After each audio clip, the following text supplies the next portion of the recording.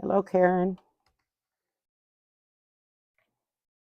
I'd start a little bit early and make sure I've got my camera focused. Oops. Not showing everything. I don't want to make you dizzy, but I gotta adjust this.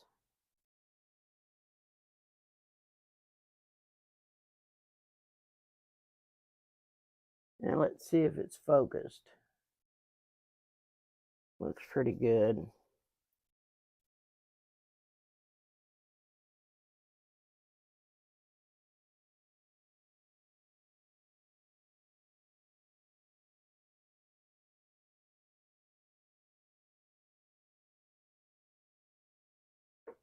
Well,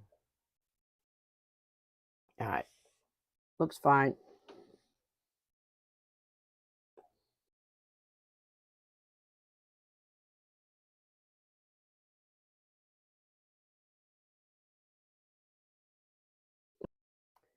And my camera just quit.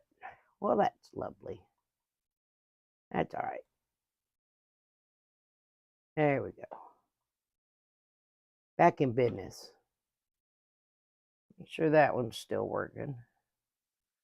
And it's not.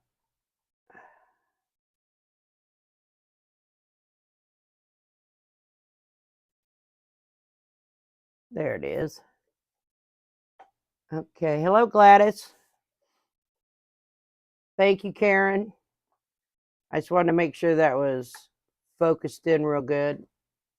As I noticed on the last one, these numbers right here were out of focus. I'm going to wait for my TV to catch up. Still looks pretty good. Okay. So the reason I'm having this live tonight, you can see this blue heron over here. I just keep playing with it. And excuse me a minute. My sinus has been bugging me all day. And I figured come Saturday I'd be finished with it, right? So I thought I gotta mute my phone. Hold on. Tell my daughter I'm doing my live.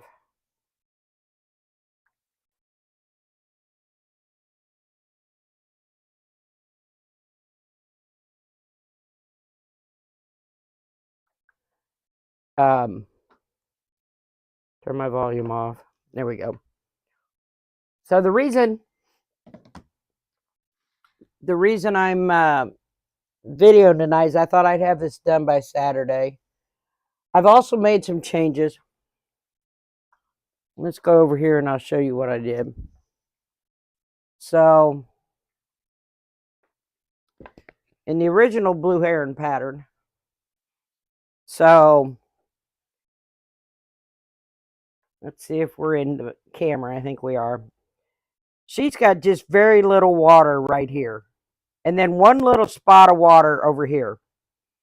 So my thoughts are, if a blue heron is going to be in the water or by the water, there's normally more water than what she has.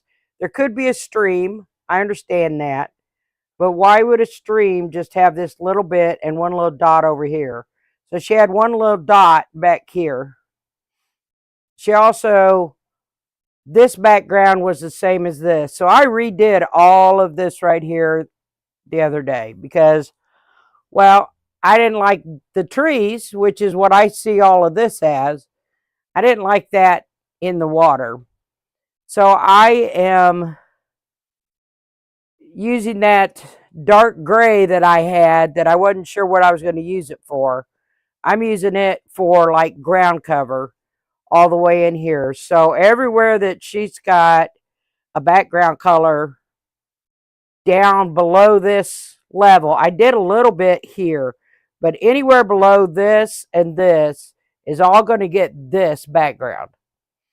I also This was the original one piece of water. And as you can see, I added more water. And this section right here, which I think is all of this here is what I'm working on now. Now, I was going to finish it before the live, but I decided not to because this is another section where I made my own personal changes, right? I added more water so that when you're down by these rocks, there's going to be more water around this blue heron. And patterns are just suggestions, correct? So if I show you what I've got here, let's get back over here. So this is section I. Let me get my camera on. This is all section I. Well, this piece here was supposed to be all background. Right now, this piece here is the only background it's going to have. I split that piece in half, and I'm putting my number 2 water here, and number 1 water was already designated for here. So I added more water here. I also, let's see, I've been trying to keep the sections close that I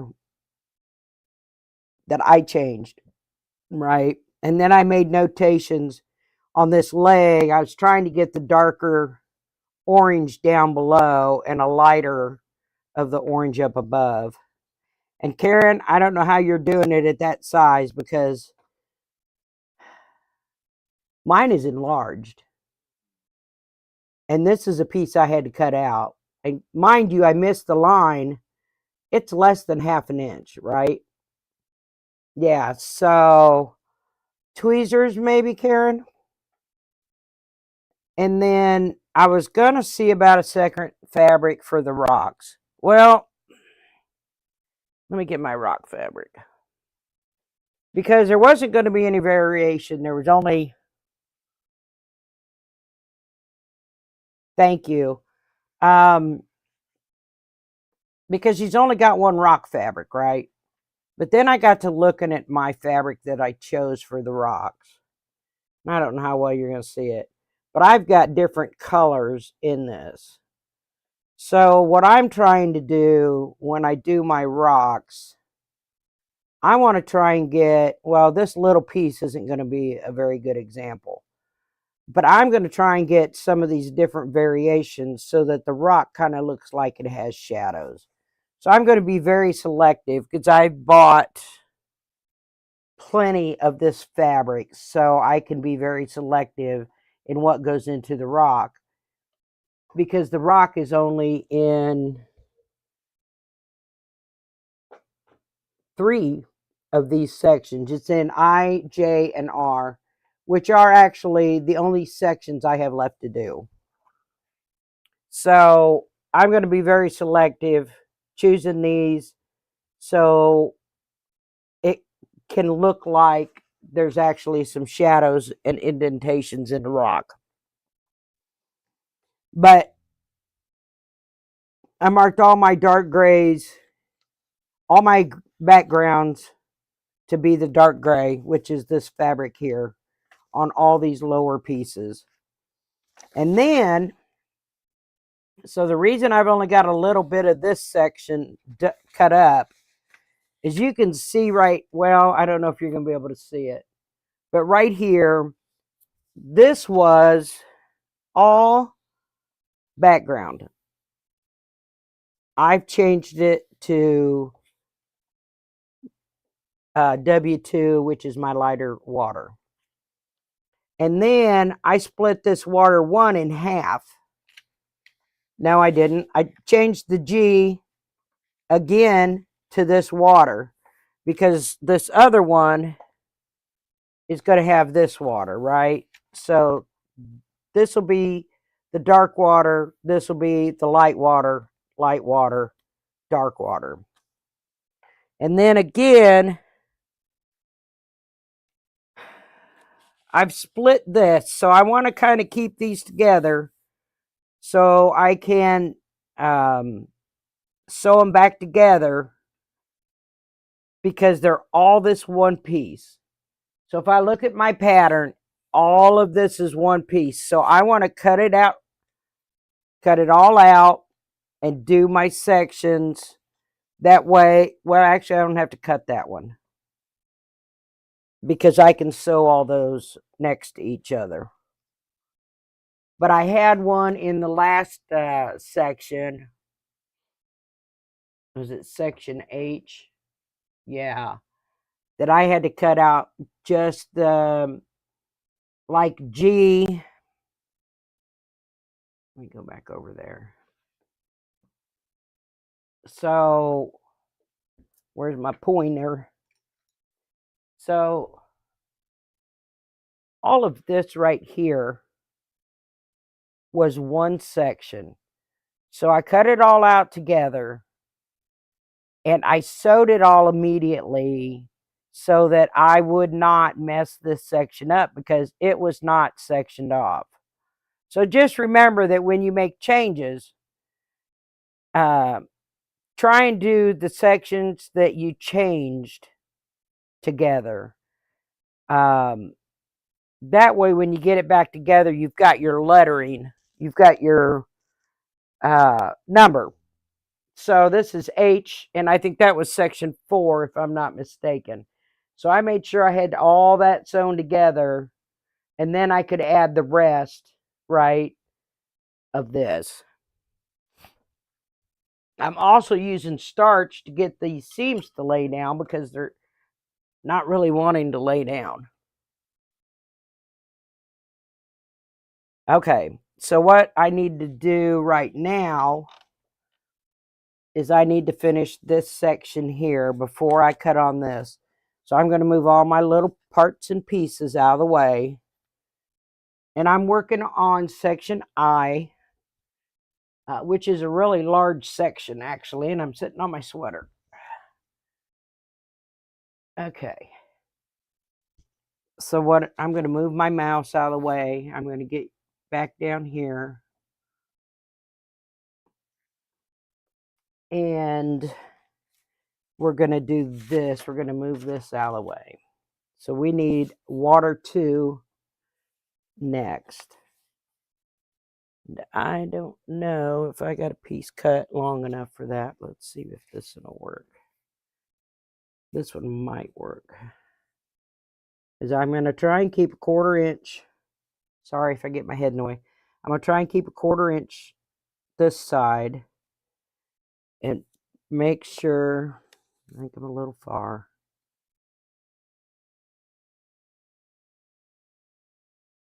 Make sure I have a 1/4 inch, 1/4 of an inch over here, and W2 stops here. So actually I'm looking at the wrong thing. So W2 stops at this fold, so I'm going to scoot it over just a little bit back where I had it and get that sewn on. If I can scoot over. My dog's down here. I got mad at her the other day because every toy she had in her box, she was chewing and pulling all the stuffing out. Now that's fine, except for the fact that she had 5 toys in the kitchen. She had 7 toys in the living room and about 7 or 8 in the sewing area. And she had torn stuffing out in all 3 of those areas. So I had had enough. I picked up all the toys, put them in the box, took them away.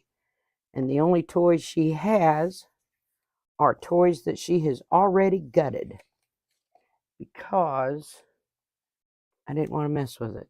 So here's another little thing that I've found. I don't know. That might be just a little bright. Let's turn this down a little bit. All right. So I found that on some of these, this little fold here, when you fold this fabric over, sometimes keeps you from having enough fabric right here for when you're sewing. So what I have been doing, because it's not really affecting anything, is I've been taking my scissors and I'll flip the other one out of the way, and I'll just clip that so that this edge can flip up and allow for some sewing area when I go to sew it on to the next section. So here's another little thing that I've done. I've put a rubber band on my seam ripper, and now when I lay it down, it stays put. It doesn't try to roll away. I know, and I just every day had been pulling stuffing up and throwing it excuse me, and throwing it away. Well, my boxer didn't do that. Every now and then she'd chew up one, but she never really chewed them up. She'd run around the house with them, squeaking them. She loved the squeaker. This one, she loves to chew them up. Like, not just gut them, but eat them. So I'd had enough. And today I brought her something because I didn't have any. Sorry, I had to turn my iron on. I bought her one of those rope bones. You know, those rope things. And it had a dog bone on it. In 10 minutes, she had this rope. Hello, Stephanie. Glad to see you. She had this rope that's this big around, chewed in half, and that bone off of it in less than 10 minutes. So we threw the rope away, and she's chewing on the bone now. So, Stephanie, I don't know if you've seen my heron. Let me show you real quick. Oh, I bumped the camera. Hold on. Maybe. Oh, I bumped it when I set my pattern back. All right. And there's some of my paintings in behind that, because I paint too. But that is my blue heron. She is a chewer. The vet told me when I went and had her fixed when she was 6 weeks old, he goes, well, she should start being mouthy and biting and chewing within, he said, I'd say a week or so. I said, what do you mean she's going to start? She's been doing it since I got her. He goes, you're kidding me. And I said, nope. I said, that's one of our things is no biting, because she likes to chew and she likes to mouth things. So she knows what no biting means. But she's just been a mouthy dog. And I think a lot of that might have to do with not having toys when she was little bitty. Thank you, Stephanie. Now I'm going to go back to the table here. I just thought you'd want to see it. All right. So now we need water number. Oh, no. You know what? I'm not even going to worry about it. Do y'all know what I did? I put water number 1 on water number 2's area. And you know what? I'm not going to worry about it. Why am I not going to worry about it? Because I changed it, remember? So I'm just going to make it work. Let's see if, nope.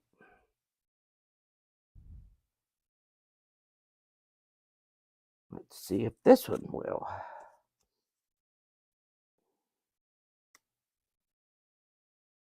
Maybe.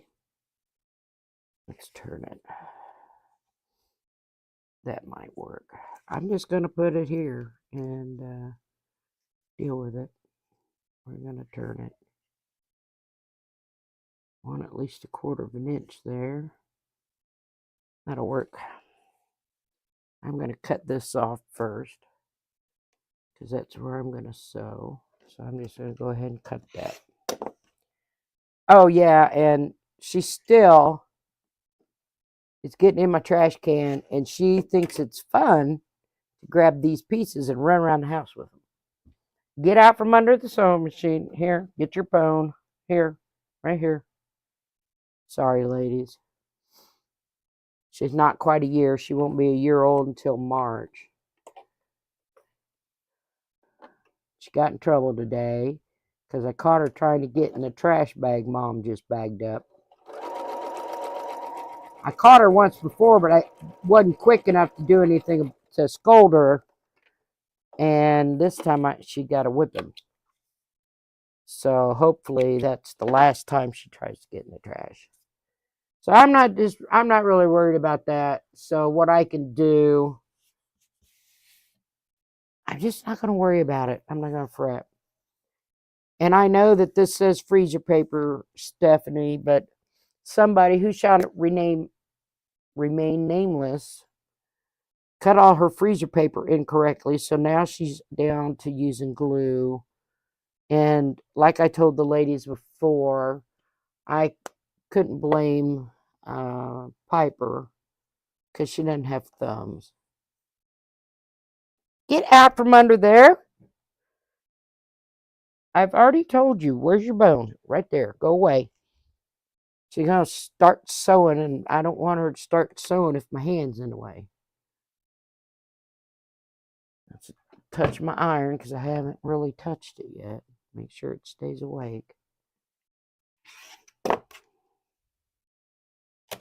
And I know it looks like some of those are big pieces, but I have no other use for them.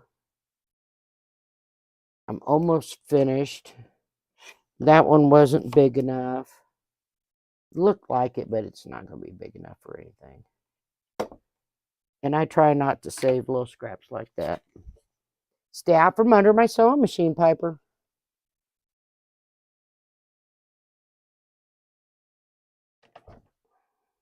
Get out of there, I said.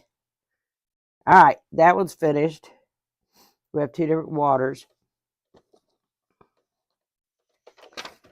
Now, we'll cut along this dotted line. Get that section separated.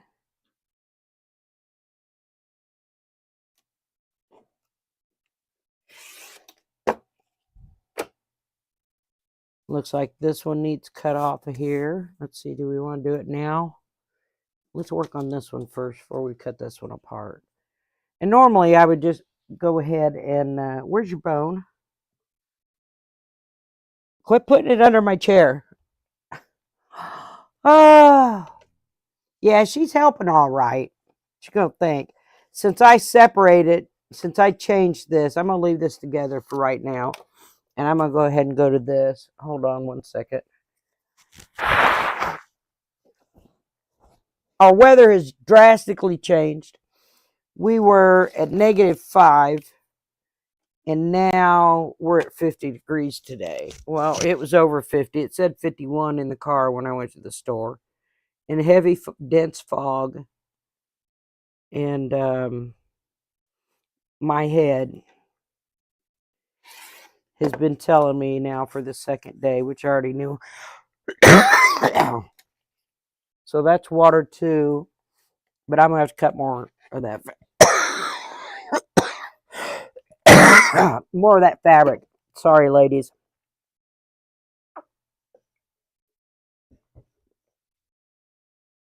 Let's turn this fan up. Might help.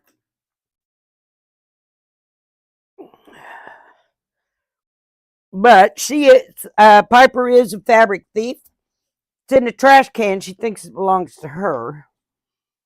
And it doesn't matter if it's quilt batting or fabric. She'll grab it and run. And you have to chase her down to get it. Sometimes she'll come back to you. All right, this piece, let's see. I think if I do this and this, then I can add that without having to cut it off. So we're going to move these out of the way for the moment. So I've got water 1, water 2, background, and it says dark, which is the leg. So we're going to go ahead and fold this paper over.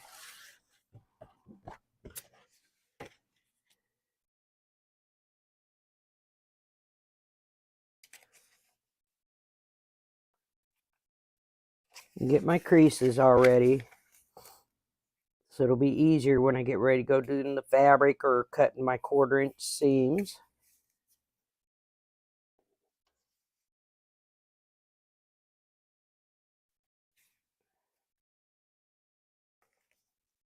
So just remember that when you're doing paper piecing, if you see something in it that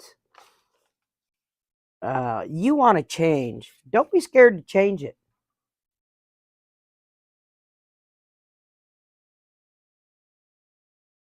Well, I know, Stephanie, but this doesn't even land on the floor. It's in my trash can. She's just rotten. All right. I don't think those are going to be big enough. No. All right. So we're going to have to cut. I think I'll go ahead and cut all 3 of the fabrics I need. So I'm going to need the background, the gout piper, and both waters. And both of the waters. So I'll just strip this off. This is water number 1. Stay on iron. I absolutely love my iron. I don't know if any of you have seen it. This is a Black & Decker Classic. And this thing, it's less wattage than my other iron was. So it does not pull on the lights, right? The other one was almost 2,000 watts of power, which in my opinion was a little much. This one here, I think, is 1,000 watts. So it is about 800 watts less than the other. And it is heavy. So when I say I'm pressing, my iron's doing it for me. Because it's so heavy.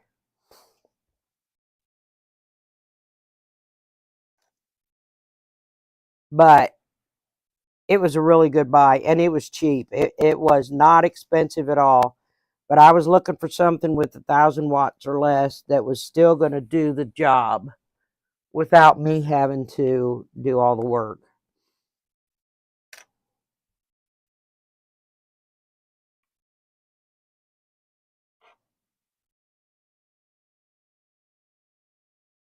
But what I do is when I fold it like this over here and cut it, I'm lining up my straight line on the fold because I know the fold is going to give me a straight line, correct? And I come over, I'm not even measuring anymore. I'm just cutting. And I'm using 90% of what I have cut off in this project. And I believe I'm going to have plenty of this left over, which will go into a scrap area. So I don't have very many scraps, so it's okay. There's those 2, and now let's get some background.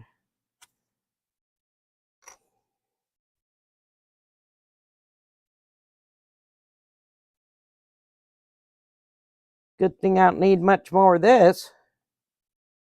And this one's getting slim pickings. So how's everybody doing this week? Are you doing okay and not suffering any sinus issues like me? Hopefully.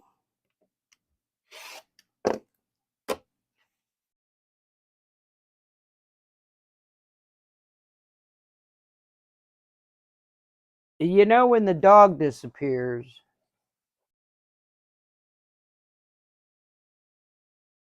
Piper, where are you?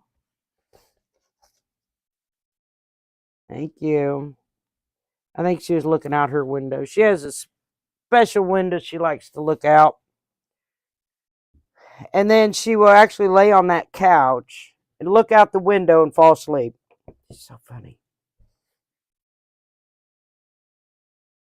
Press that fabric a little bit and get it staged over here and ready.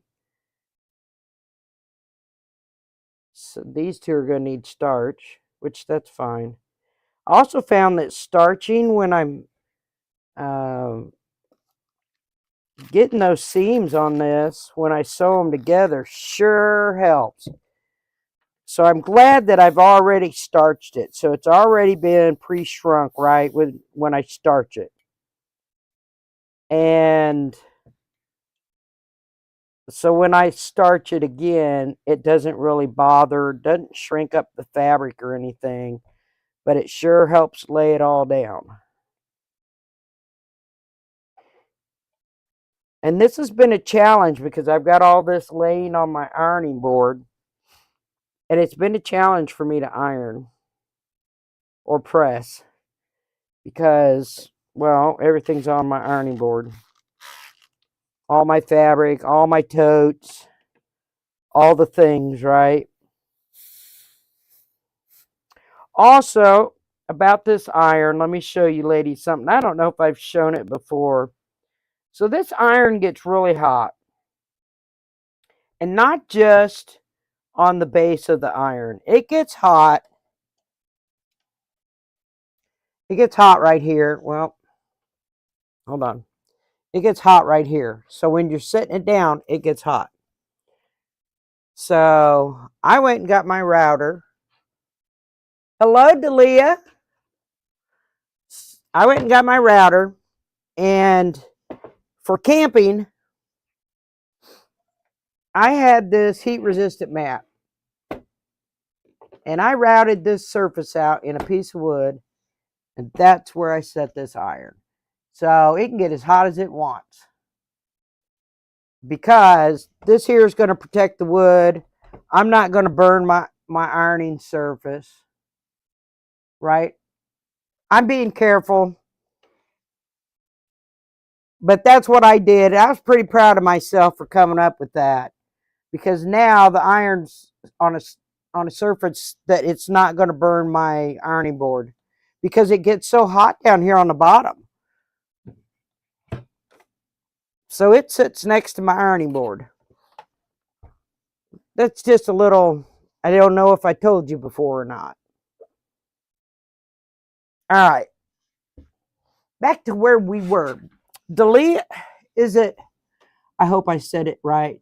Delia, I'm going to show you what I'm working on, okay? I've made changes to this. Yeah. I've made changes to this to suit me. The pattern is there on the left. I've added more water, and I'm sorry if I'm repeating myself for anyone, but this is her first time here too. So she had background fabric. So whatever background fabric you had here, she had it coming all the way down here to the rocks. Well, I chose a background fabric that looks like leaves. So when I did this section and I'm looking at it, I didn't like it because now it looks like the water is in the leaves. So I took this whole section off and took all this background fabric out and changed the background.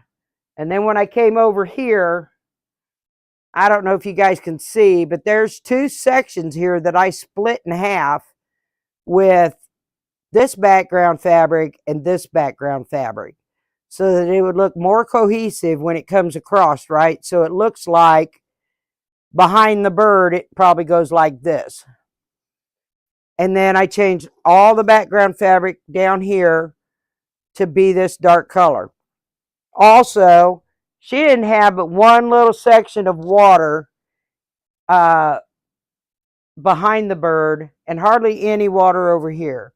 So this section I'm working on right now, I have changed a lot of it to add more water. So I've been working on it since yesterday. And I was going to finish it today before the live, but I thought it would be a good opportunity to show you that just because the pattern says one thing doesn't mean you have to keep it what the pattern says. It's just a suggestion, right? So if you can't wrap your head around the water going in the trees, that's how I'm doing it. Okay, so I am doing it FPP, but I've changed it. I don't like her instructions because her instructions, let me change back. Now, Karen is doing her instructions. Her instructions have you putting your paper, okay, on the right side of the fabric. Regular paper piecing, thank you. Regular paper piecing, you end up with the back of the fabric next to your paper, correct? Well, in her instructions, she has the right side of the fabric to your paper. So imagine this is the right side to the paper, right side to the paper. And what you have to do is line them up with papers facing each other, which is totally backwards from anything I've ever paper pieced, ever. And then you open it up. Oh, well, I didn't sew it right. Well, you use pins anyway to straighten it up. But if I'm sewing, how am I going to see where my seam needs to go?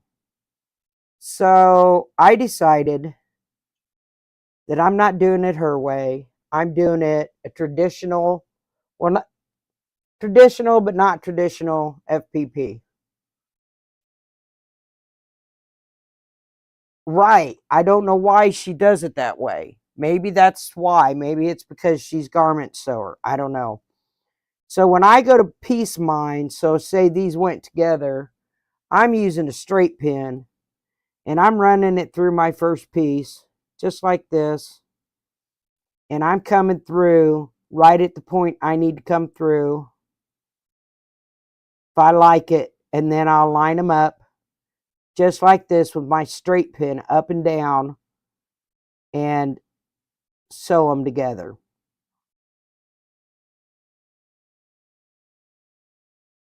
So the way it's done, not very, there's a few that can be sewn. Like this one here was sewn with two pieces, and then I had to add this piece to get this. I didn't like how she had it written, so, and I am not sewing on the paper. The paper is just going to peel right off when I'm done. So we need background fabric. And I am using glue. And I found, even though I'm setting the glue, I found that if I take this seam ripper and I use this back side of it underneath the paper, that paper comes right off with no problem. Because I'm using glue. Normally I'd use freezer paper, but, well, like I said, I cut my pattern out wrong with the freezer paper and had to go again. And I'm glad I had a second one printed at Staples because of that.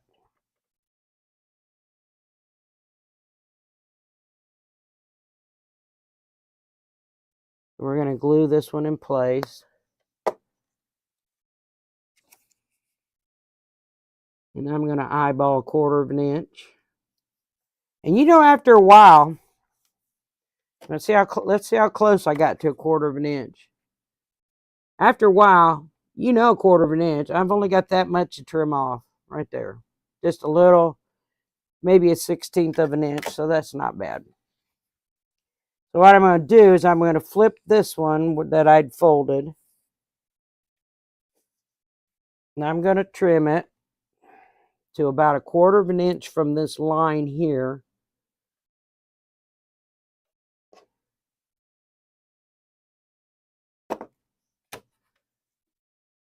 Then I'm going to fold this back. Stay out of the way. I'm going to trim my 1/4 of an inch so that I can add the next fabric. Sorry if I get my head in the way. I'm trying to make sure I'm on the line.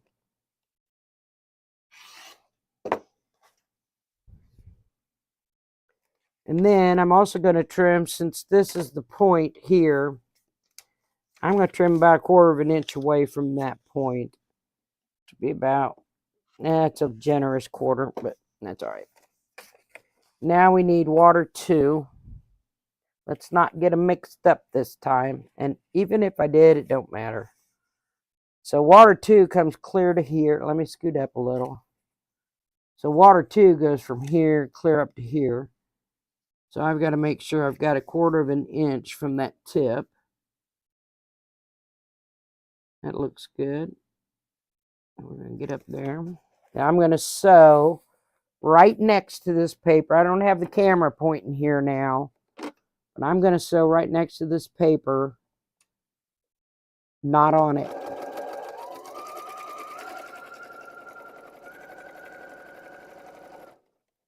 Piper, we went out before the live. You're going to have to wait.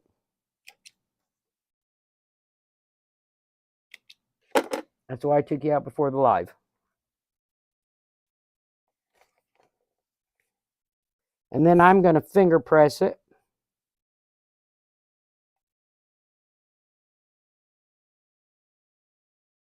Trying to figure out why I had paper. It's because there's another piece that needs to be added down there. Now that I've finger pressed it, I'm going to go ahead and put glue on this section.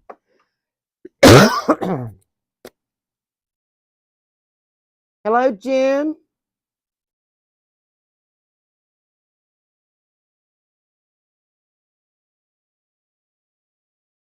Linda's not here. Oh, my word. My daughter's here. Hello, sweetie.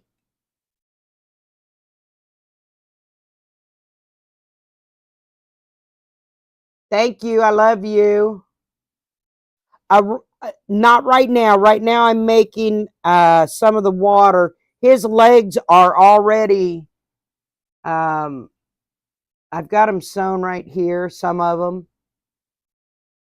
There's several sections, and I messed up on them, and I kept putting my pattern on the right side of the fabric when it needed to be on the wrong side.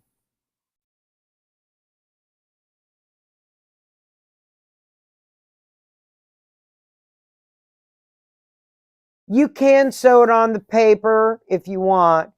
Motormath Miranda is my daughter. Thank you for coming in, sweetie.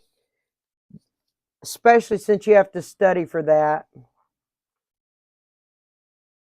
She's studying to get her, don't say it, Miranda.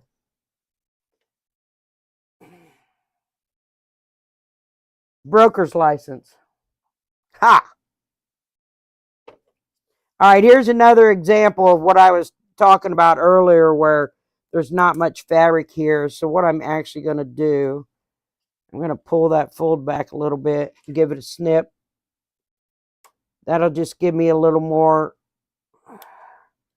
when I go to sew that.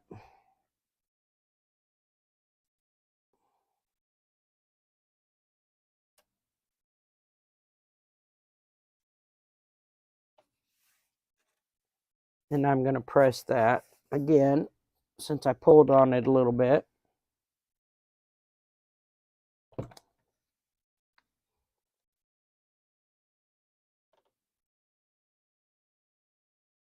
No, you wouldn't, June. And even if you did, you can always do it again. Practice makes you better at doing it. I'm not going to say it makes you perfect, but practice helps you get better at it. So if you don't practice, you'll never know, right? You have to at least try. Now I'm going to come 1/4 inch from here too. And then cut this one right here. Even though I know I'm going to have to cut it again, that's okay. I'm just trying to get this larger piece of fabric away. And then I'm going to flip it down and do my 1/4 inch seams here, which one is going right across. That's too small for any of the sections I'm working on. And then we're going to come down and we're going to trim this 1/4 of an inch all the way down.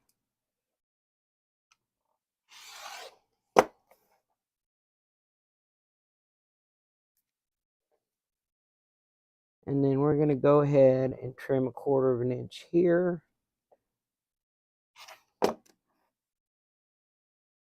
Now I can actually add this one next. So I'm probably going to add this one next because it's small enough. And that is a dark section of the legs. But I want to fold this back. And I'm going to trim again at 1/4 of an inch, which will eliminate some of that.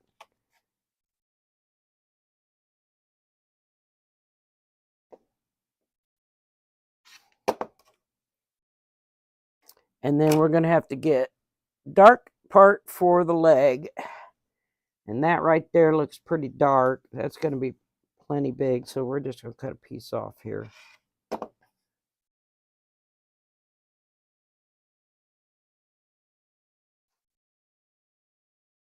Piper, you're going to have to wait. You know, it's funny.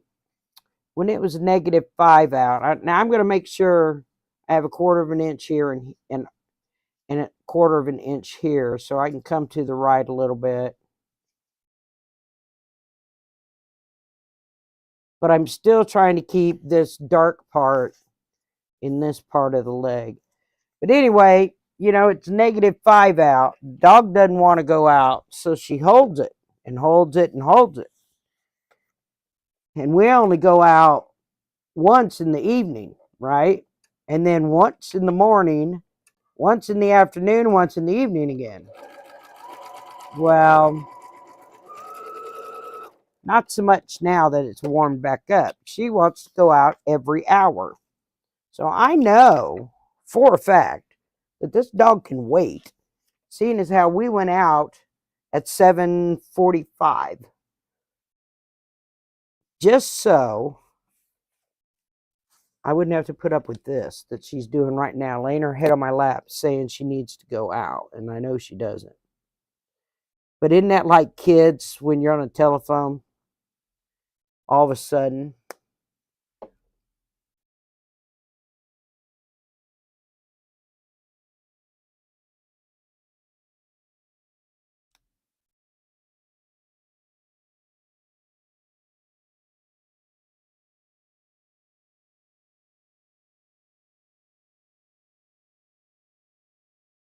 well, this is a really complicated one, June.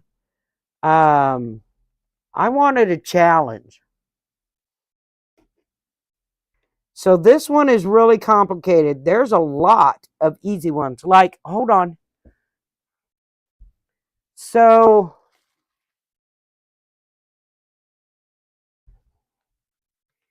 you could do something like this. This is really easy.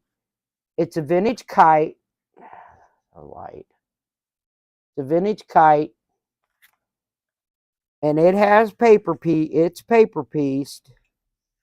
Okay. Let's do it this way. Let's switch cameras. Hold on. Find my mouse. Okay. So it's paper pieced, right? So you would cut it apart here and you sew it in order. This is your first piece. This is your second piece. This is your third piece. So 1, 2, 3. 1, 2, 3. And then you sew them all back together. So it's really easy. This pattern I'm doing is not easy. Excuse me. And that's because I wanted a challenge, right? I didn't really want it to make me mad, which is what it did the first time.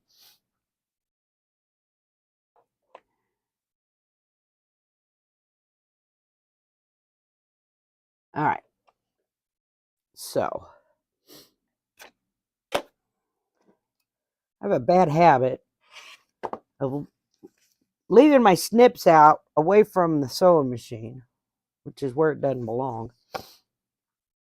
And then we're going to trim this 1/4 of an inch. And actually, I think this is part of the foot. This here is part of the foot. Now we need water 1.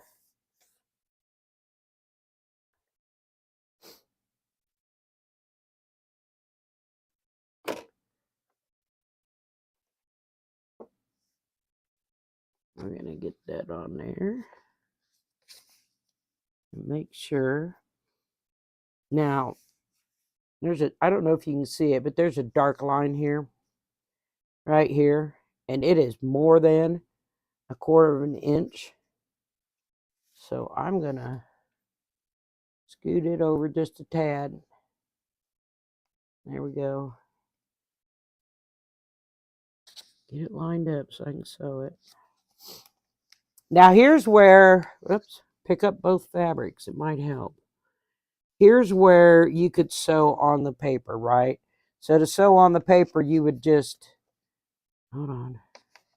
You would just flip it down. Once you've got your 1/4 inch lined up, flip it down and sew right on the paper. I don't like to rip out paper and have little pieces and take me days and months and years. So I don't sew on the paper, and I get the same result, right? So sew here, get my 1/4 inch. And I notice on some of these longer ones, I have a tendency to scoot away. Sorry. I have a tendency to scoot away from the seam a little bit. And I don't worry about it. If I do, I go right back to it where I started to sway away from the seam or where the paper is. And I'll take a second. I'll sew it again. I don't rip out the other one. I just sew closer to it.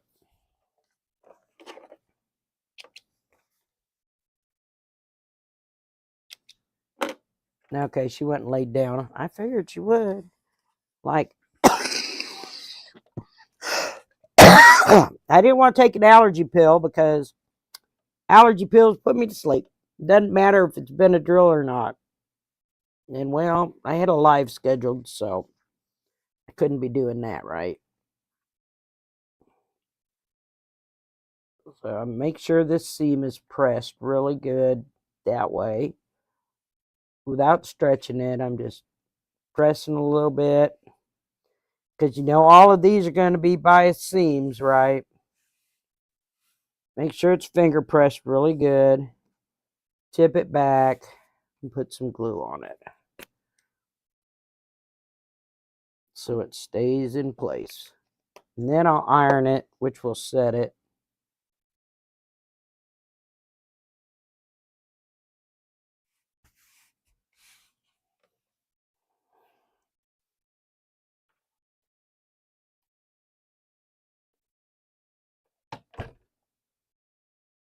And then I will come back and trim it.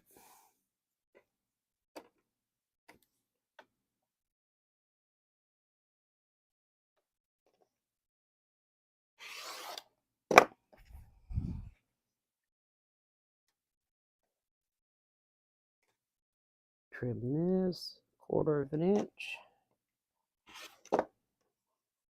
And they do make add a 1/4 rulers that will lock up against your paper, but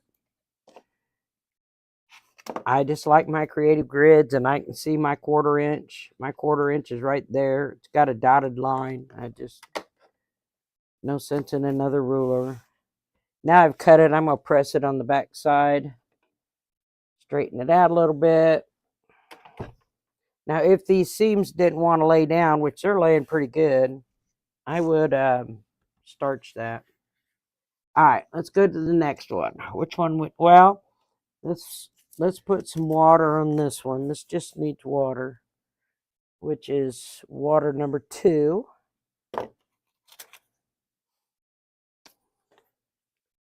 I kind of look at the patterns too to decide which way I really want it. Put some glue on it. It just needs cut out.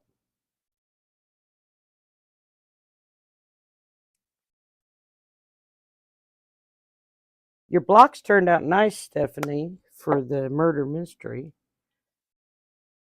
I guess I should show you the temperature quilt I started. I haven't finished it yet.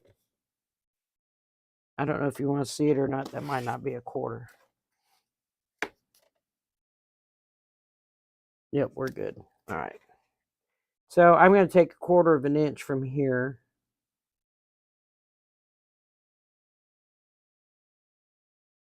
Hello, Susan. Good to see you. How are you doing? Did you get my message on Messenger? It has a file in it for the vegetable swap, the spring garden swap, whatever it's called. You know what that meant.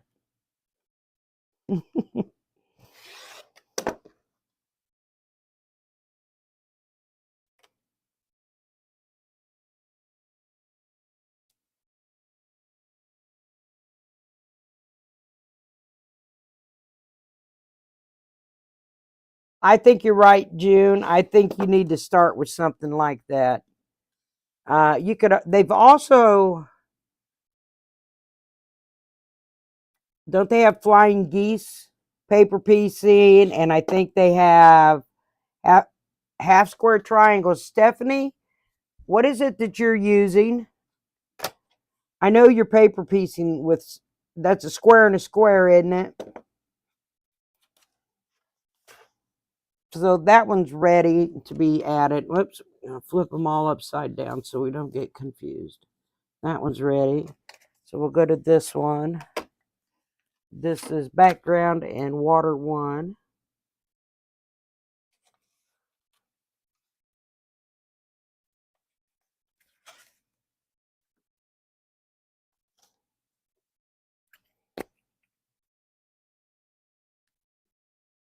I'm going to put a little glue on that. I should have pressed that to make it stick. Let's put the press on that. There we go. All right. Water 1, which is the dark one.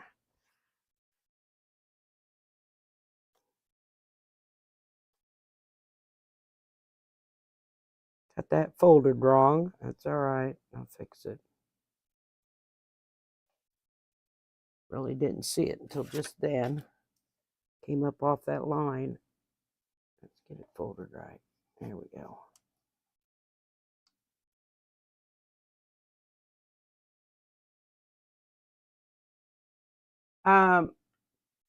Karen, can you put Stephanie's link in the chat, please? Stephanie, type quilts. It'll put it in there for you, sweetie.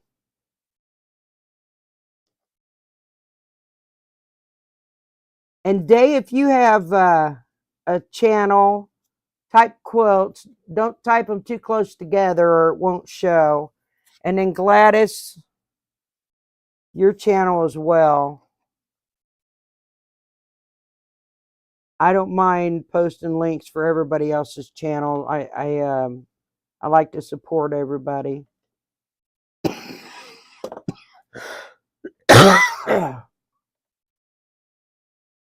Okay, as soon as I get this one, I'll get it out. It's in a tote right at the moment.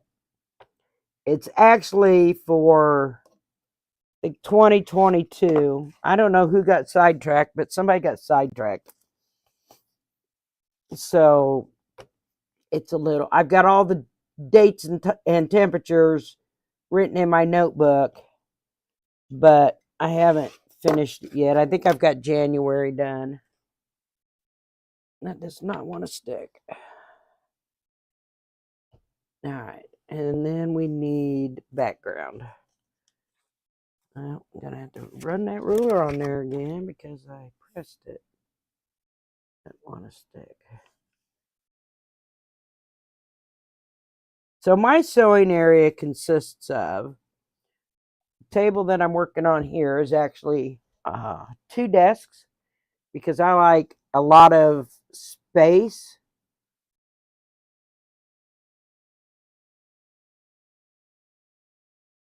The yellow ruler that I have, what about it?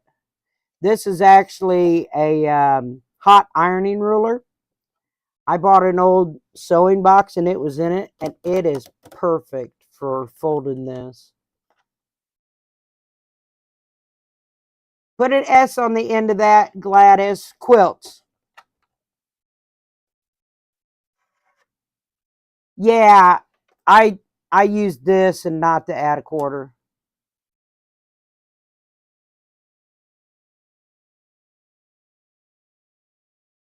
What is up with error? Can you guys still see me?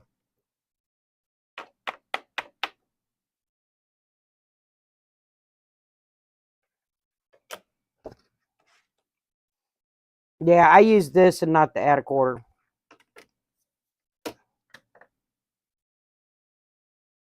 See if it's working. It should work.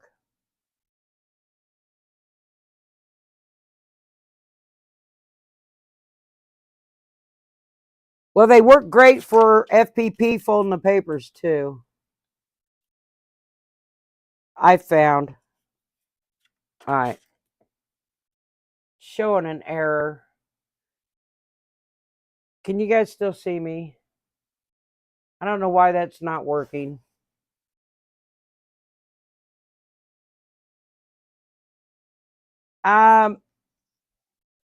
Karen, you should be able to click on their image and you should be able to get their link.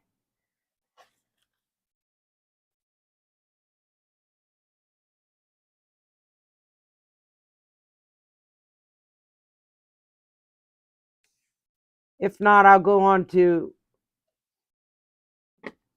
hold on, because I want to share their channels.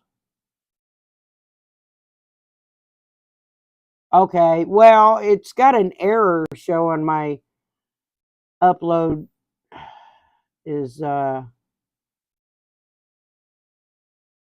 don't know why I have high speed. I don't know why it's being dumb. I don't have anything else open but Studio.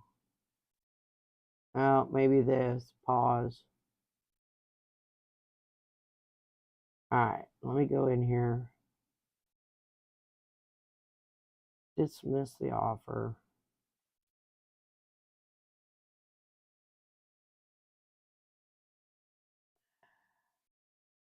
All right, I'm gonna pause that.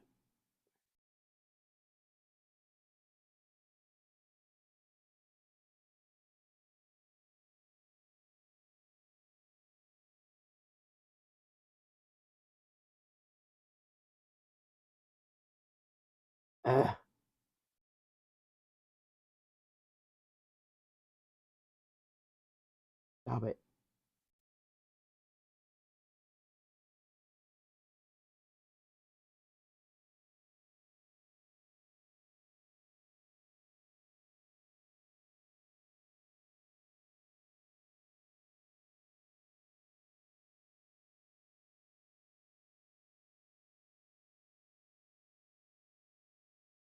Come on. I don't know why it's not letting me. Hold on.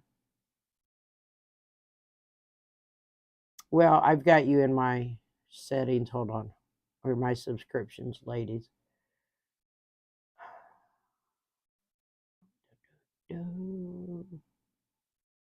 Let's go to history because I've watched you both recently.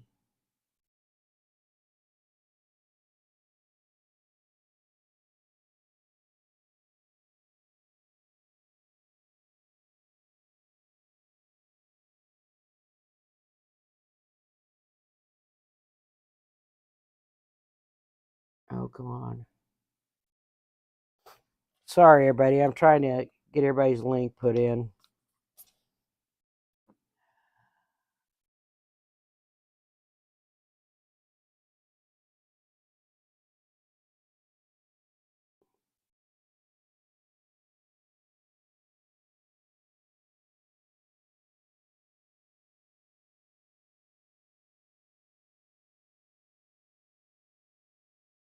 Copy.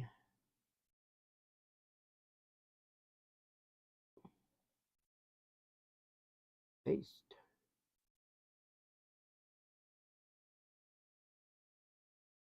Okay, now let's go. Back. Where are you, Gladys?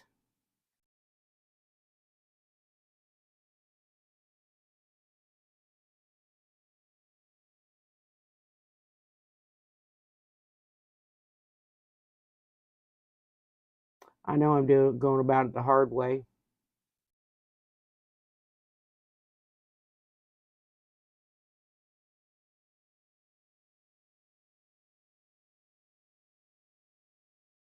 I don't know why it's not working when you type quilts. It should have.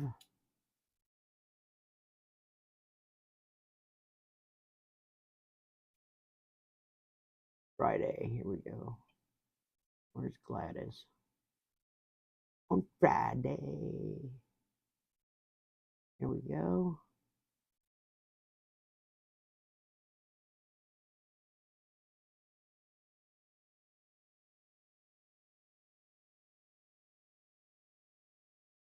Hello, Beverly.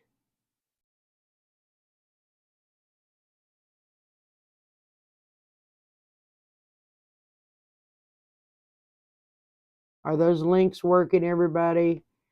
Let's see if I can get to you.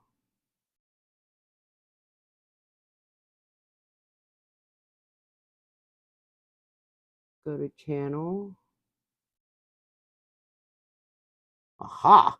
Aha, ha, ha. Isn't it nice when you find something?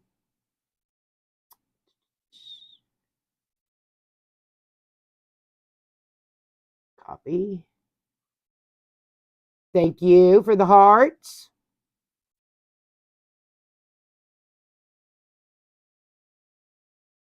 There we go. All right, now I got to get off this so I can see what I'm doing here. Okay. Hopefully that worked. And hopefully you guys can click on those. Thank you, Gladys. I don't know why Quilts isn't working. Quilts should be working, but, you know, Streamlabs. All right, let me try it again. See if it puts mine up.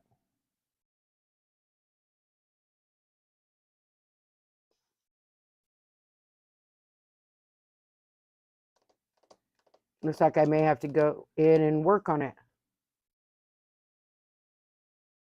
Who just subscribed? Oh, yes, just subscribed. Okay. Now back to what I was doing. Let's get this background fabric sewn on here. And then I'll get out my temperature quilt, Stephanie, so you can see what I'm doing. All right. Now I gotta get this keyboard thing out of the way or I won't be able to sew. I love me some Stephanie. She's awesome.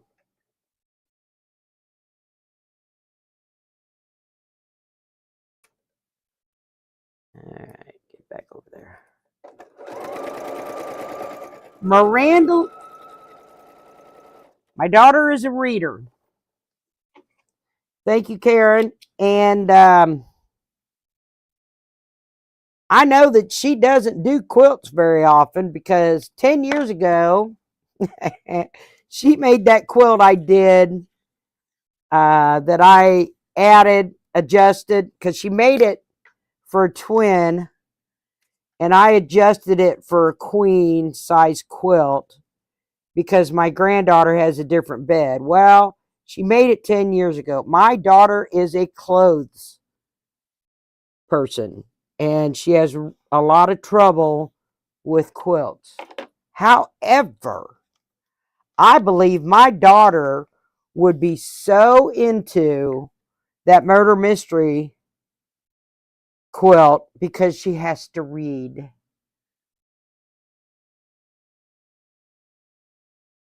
Yeah, she's studying it, but it comes with a book, Miranda, that's never been published anywhere else. This is the only place you can get it is through the murder mystery quilt. And they send you a chapter once a month.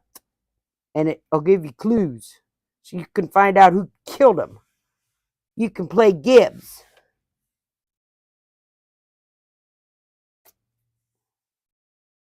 So my daughter, and I'm not lying when I say this, you would have to see it to believe it.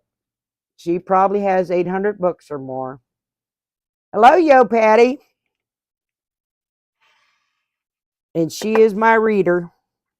She loves to read. She needs her own library.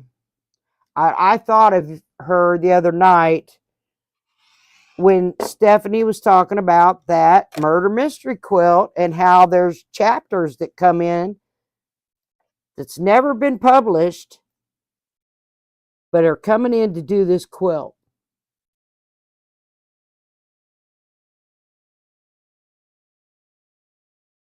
What's a good way to ruin a perfectly good lifestyle? You're so silly. Murder mystery book with quilt patterns. Can't say you don't have sewing machines because I know better.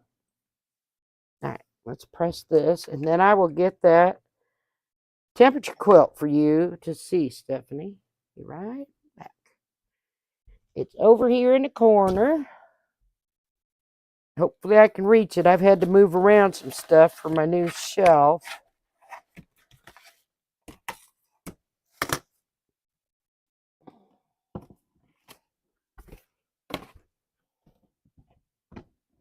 It's got its own tote. It's all my scraps. I'm going to hold it over in front of that other camera so you can see it.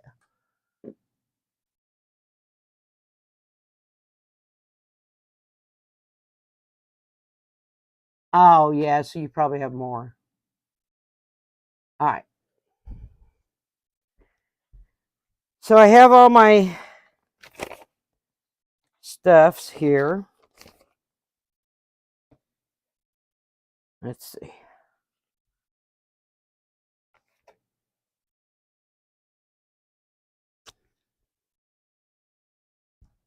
All right, so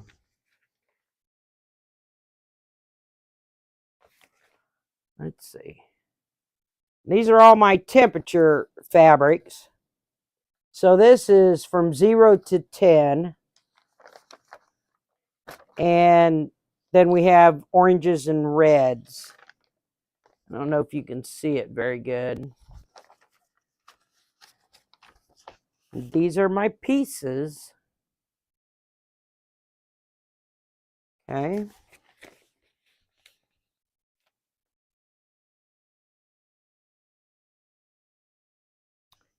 And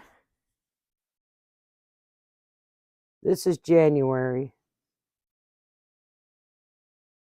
And each one of these petals represents a day. There's 2 pieces in each flower petal.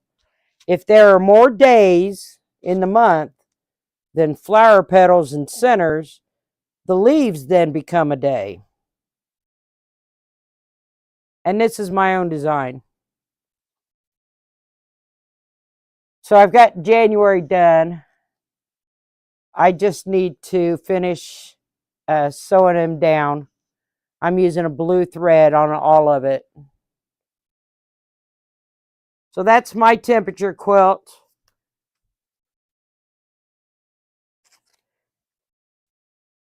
Now look at your comments here in a second. I got to put this back in the tote so I can finish what I was doing.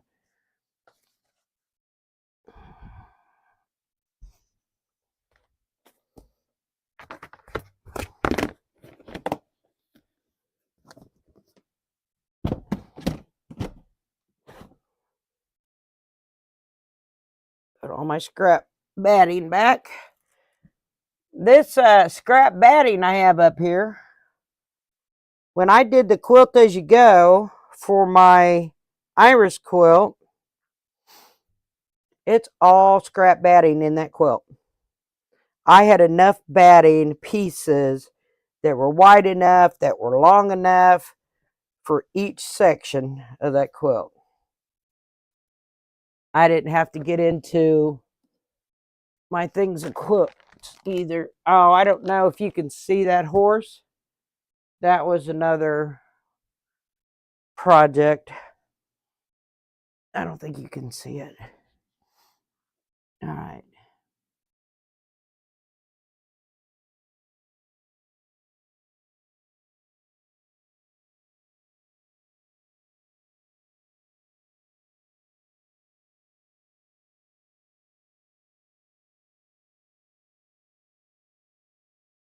Thank you, Karen.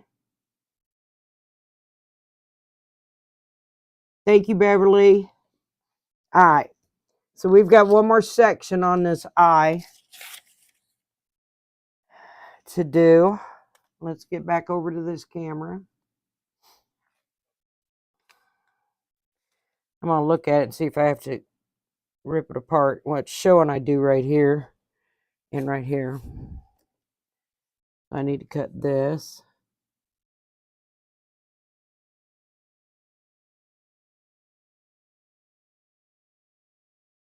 I don't know why I have to cut it there. Because I know I have to there. If I do these two, then I can add this one and then add that one. I don't know why she had me. I'm not cutting it there. The dotted line I'm not cutting. So I'm going to get this folded on this line. Or before. I actually fold just a little bit before that line so that when I'm sewing, I'm actually sewing where the line is. Oh, come on. All right.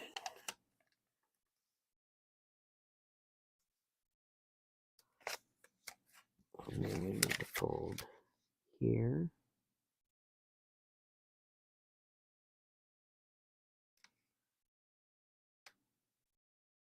Come on.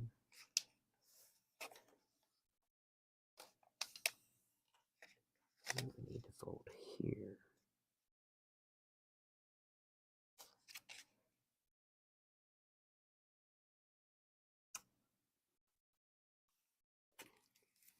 So I'm going to sew water 1 and water 2. Then I'll add here, which is water 2.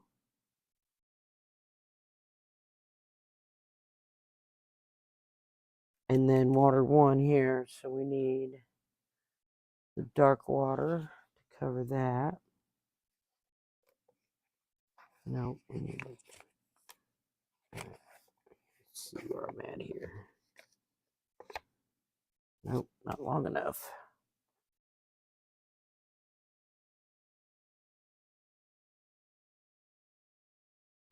I may have to cut more of this.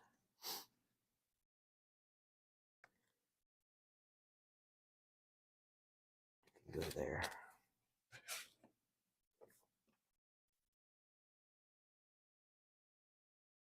Thank you. Did you see it? Let me go back to that camera so you can see it. I'm working on that big open space right at the bottom of the Blue Heron right now, which is section I. And then there's only 2 more sections. And that's why I did the live tonight instead of Saturday, because I knew I was going to be done before Saturday.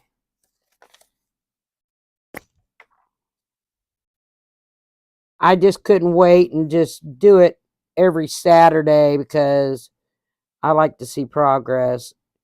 Plus, I stopped working on my orange quilt to do this. And I need to get that orange quilt done and sent to Deborah Clutter by May or June. May, I think. All right. That. Now I'm going to trim a 1/4 inch.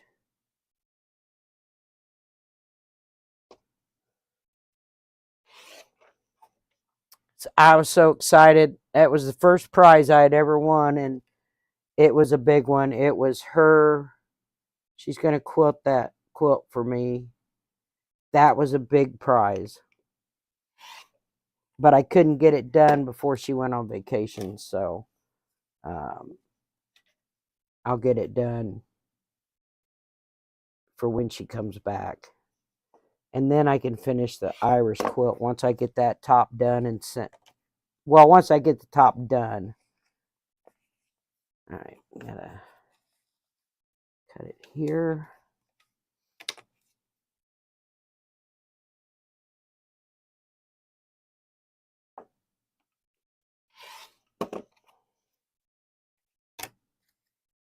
And then 1/4 of an inch from here. Guesstimate. All right, now I need water 2.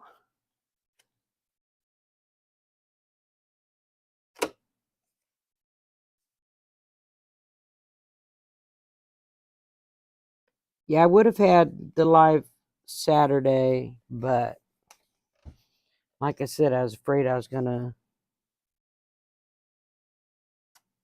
be finished before then, so to get one more video of it. Let's start there.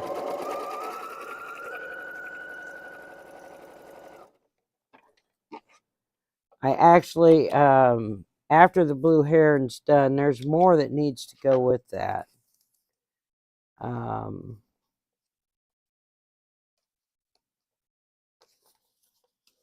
Because it's going to get blocks around it, because that's going to be the center of a quilt.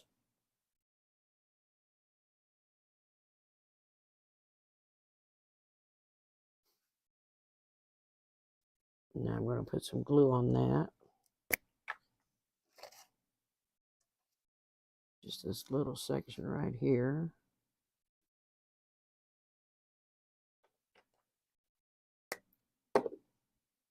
Fold this over. Wake up my iron. I like that it shuts itself off. My other iron did not shut itself off, which was a problem. That and too much wattage. All right. Well, here we go again. So see, once I folded it, I don't have any fabric there to sew when I sew, so we're gonna snip that and fold it out. I mean, it might work if sometimes it does, sometimes it doesn't. If I flip the seam the other way, but this here works just fine when I put them together. There's something to bite onto.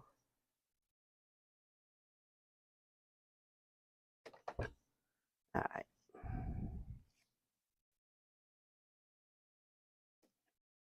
Get my 1/4 inch cut.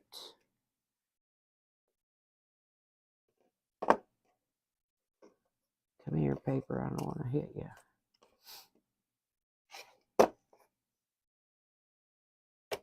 Yeah, I'm so excited that my seam ripper doesn't roll around now. So simple, just threw a rubber band on it. No more rolling seam ripper. All right, let's get this folded back here. I'm gonna have to cut another piece. Because it's not.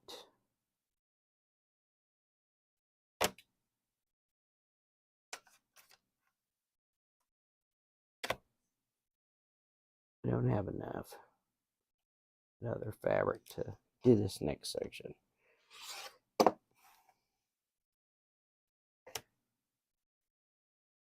Cut 1/4 of an inch from here. It's more than 1/4, but it'll be fine. So we need W2. We're going to have more fabric.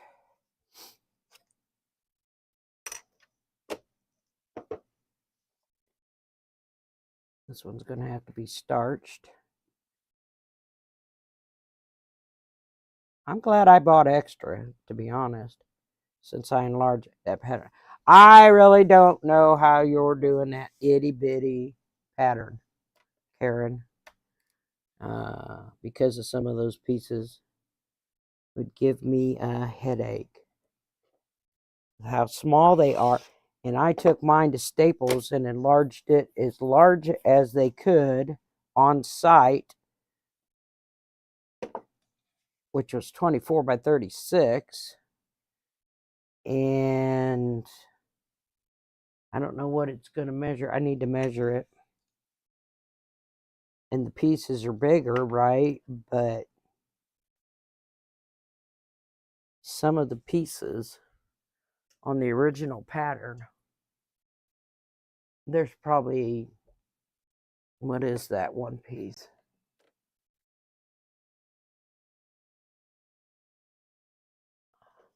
That's about 1/8 of an inch of fabric.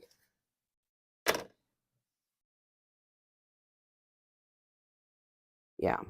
All right. Let's spray this. I'm going to have to make some more starch. About out. If I run out on the live, I'll just go grab Mother's because I make hers too. She doesn't use it as much as I do.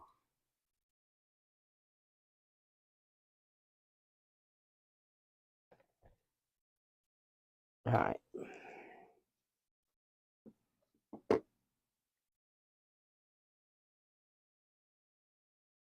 Let's see. Oh, let's go from this edge, I guess. 1/4 of an inch. That's a big piece. I'm sorry I don't have the camera at my sewing machine. It's aimed at the blue heron so that everybody could see my progress.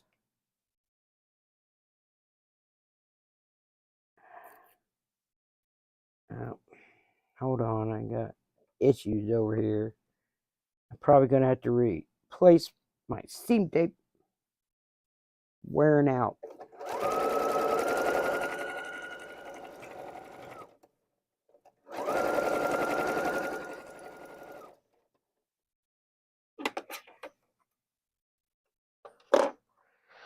Smooth move. All right. Lifted my thread too high. Got it hooked where it shouldn't be.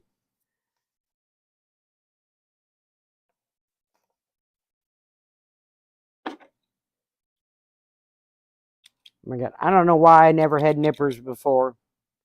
I always had scissors, but I got a Christmas gift card this year, and I bought me these snips, and I don't know why I never had them before. I have no idea. They're amazing.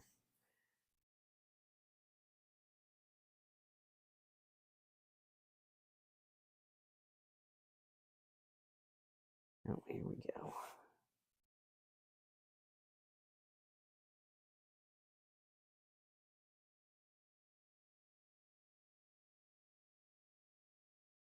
I'm going to give it a press.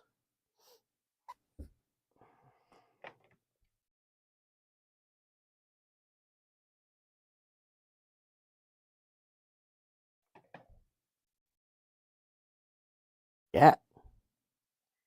I'm going to stick some glue on this.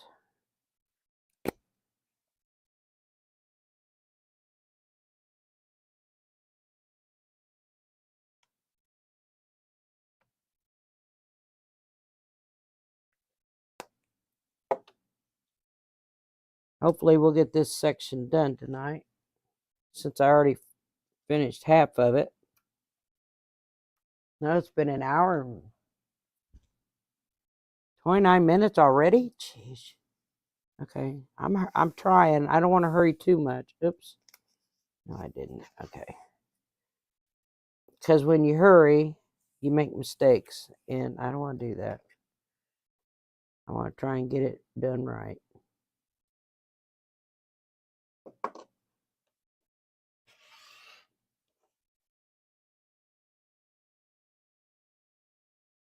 Go ahead and cut all the way to the end there.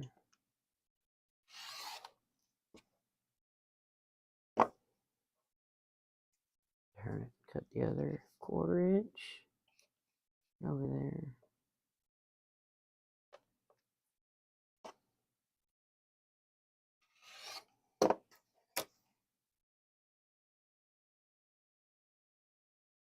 Cut 1/4 inch here.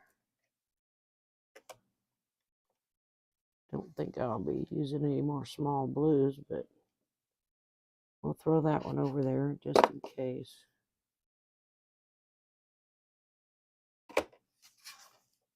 And that's this one.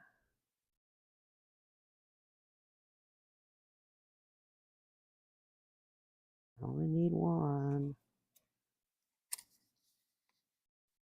Turn it this way.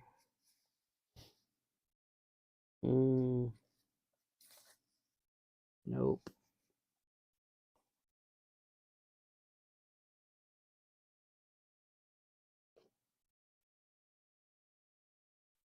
Sorry if I get my head in the way. I'm not trying to. Nope. Nope.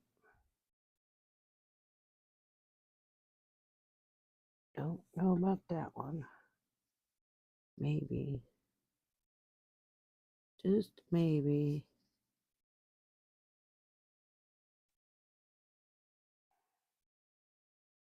I'm trying, but I think I'm going to have to cut more. Maybe that one. There we go. That one will work. I've got to have 1/4 of an inch on either end of it as well.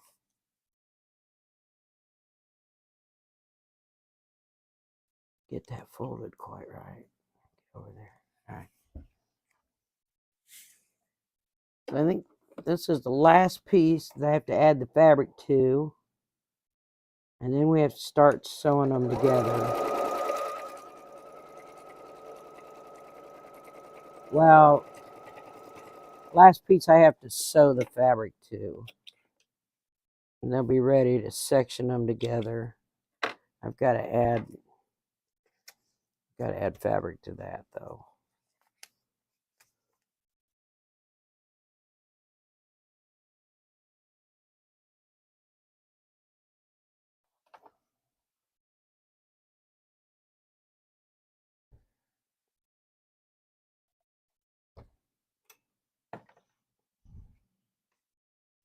Right.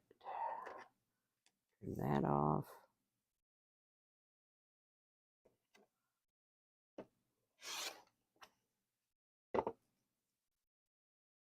And I'm throwing all the fabric. I have a trash can down here.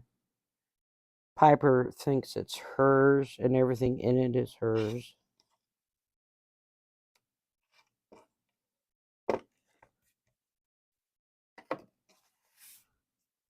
All right, there's that one. I should probably glue that down a little bit. Nothing too major, just a little bit.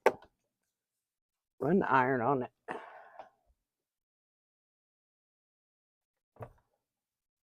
Now that was supposed to be background and I changed it to water because I felt there wasn't enough water around that blue heron. So whenever you're doing a pattern, remember it's just a suggestion and you can do whatever you want. Thank you, Karen.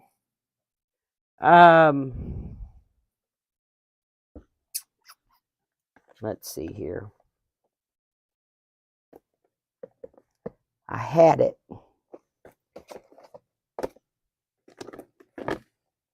They're hiding. All right.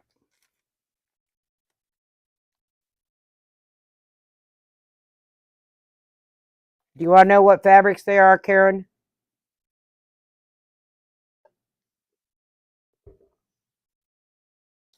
I have the receipt with all the names of the fabric on it.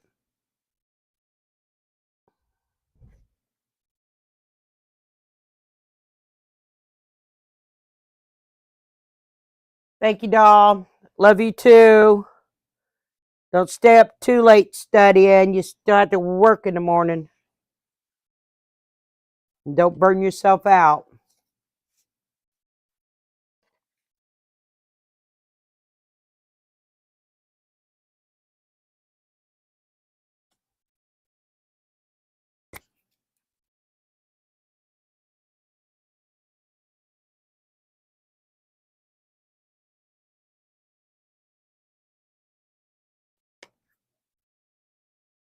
No, ma'am, it was not from Joann's.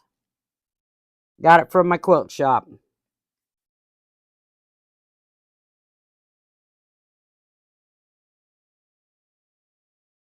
So the first fabric is Wilmington Batiks. Well, Batikus it says. Pattern number 22179. Color 449 blues leafy design.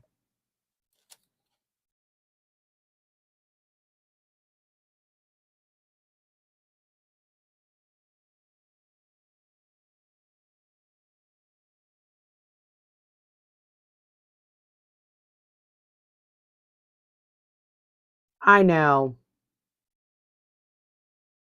But it's fun work because you like your people.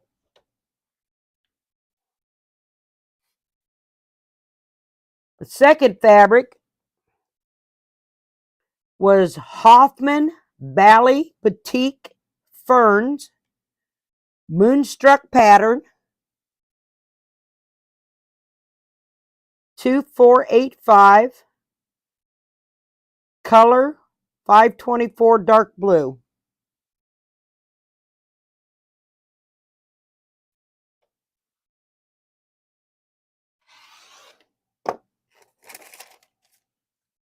The next one is a Wilmington Prince Woodland Frost pattern 17789. Color 440 dark gray spackle.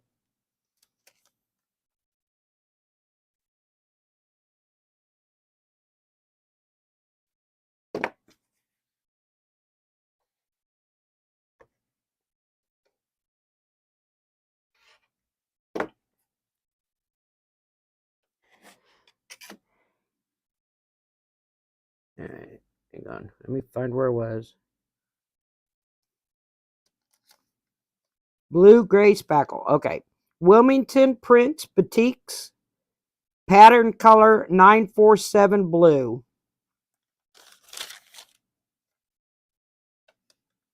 Hoffman Bally Batik pattern U2484. Color 536.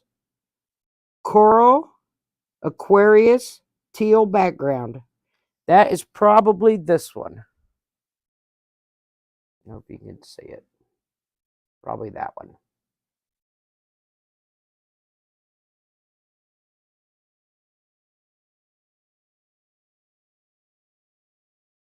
Wilmington Batiks pattern 22251. Color 917 gray leaves. That is the one I'm using for the rocks. That's this one.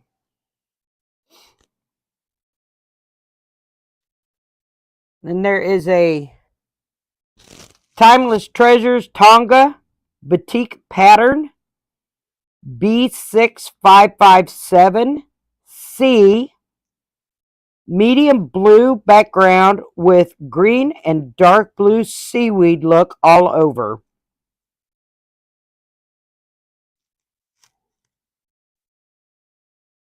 That might be this one. I don't know. That kind of looks like ferns. Banyan Batiks, Banyan Classics, 81205-99, dark green, black dots. That's not green. Well, maybe it is. I don't know. All right.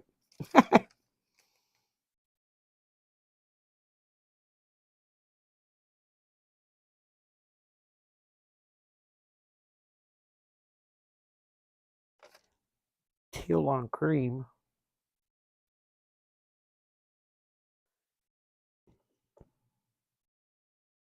I don't know if I used this one. Hang on. Because it's a fat quarter. 1, 2, 3, 4, 5.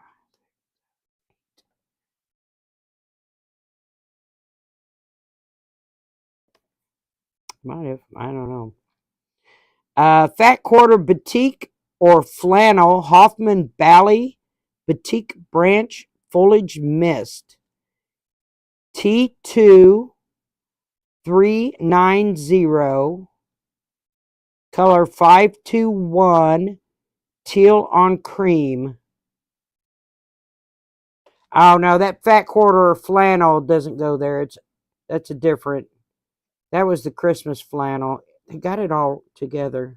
Okay. But it was a Hoffman Valley Batik Branch Foliage Mist. T2 390, color 521, teal on cream.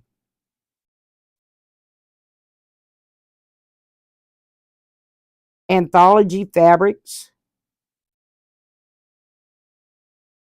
Quilt Essentials, Batik Beans Style 411Q-5, dark blue background with green beans. They look like leaves to me. They don't look like have a great night, day.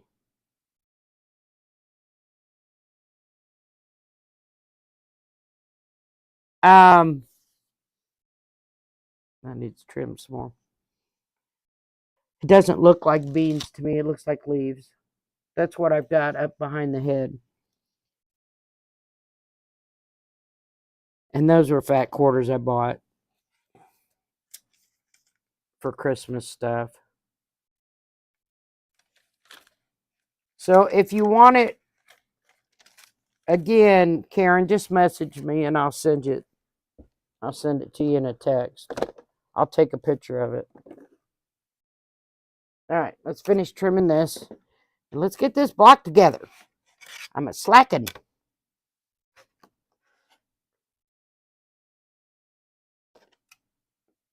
It's taking longer than I thought. Almost 2 hours now. Scream at me if you're tired of watching me. And I'll shut it down and finish it here off camera.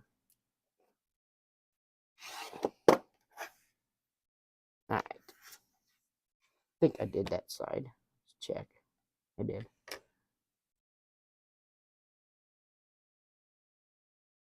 That's fine, Stephanie. Okay. Now we're going to start putting it together. And the way I do it, so you can't see it, but over here in front of me, I have the original pattern sitting so I can look at it. I'm going to move the picture out of the way so that I can look at this and I can lay my pieces out so I know what gets sewn when and where it goes. So it looks like they're having me start at the bottom. Let's find the right piece. It's like that's this one. This is the first one. This goes at the bottom. And then this one, 3 and 4. Oops, I'm not going to have room if I got these laying here. All right. 3 and 4. Sorry, some of this is off camera. If I touch the camera, get out of focus and all wacky-dacky, then we don't need that. All right. And then 5 goes here. I like to lay them out so I know where they're all going and who's going to have to be sewn first.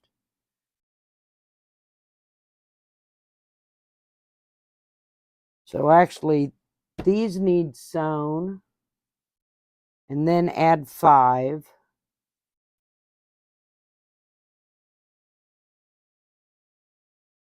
Six, 7, and 8 go right there.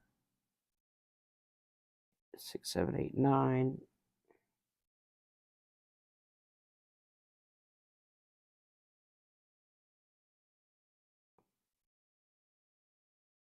Where's 10? 10 goes here.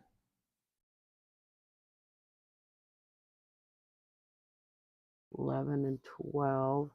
And actually, sometimes they don't go where you think they would go. 11 and 12 go here.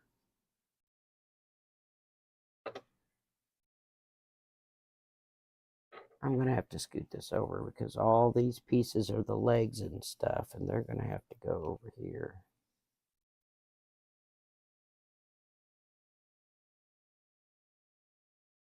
And that goes like that. All right.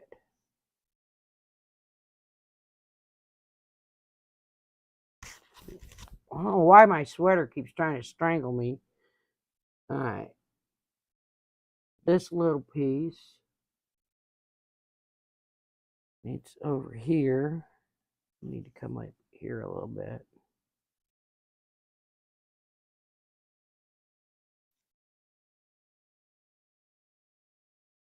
That one goes clear at the top, just like that. Somehow we'll get there. 14. Well, 14's holding all my stuff.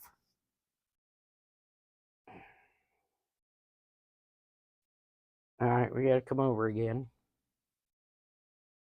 I've got so many little pieces here that have to, and I got to look at them to see how they have to be sewn. And for me, the easiest way is to lay everybody out here in front of me, as well as looking at this picture, okay? So you do what works best for you. For me, laying it in front of me helps, because I know these all go together. But I have to look at it all to see how it has to be sewn first. So if I lay them all out right here, and I'm sorry if some of it's off screen. So this one goes here. This one goes at the top. We'll wait. Got all these other little pieces. 16, actually, oops. 16 goes up in here. We're working on the legs. Where's 19? Right there. Oh, I didn't trim that. It needs trimmed right there. Move my hand. Don't need to be cutting my hand. All right. 19, 20, 21. All right. Those are the legs. Those go there. This, well, it don't come all the way down. Kind of does this into that. Okay. 25.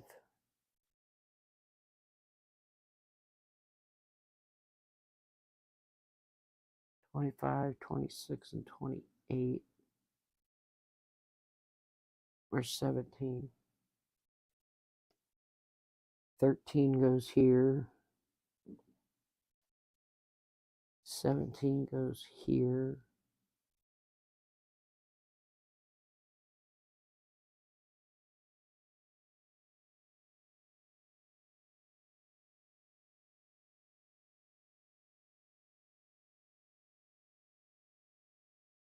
All right, where's 27?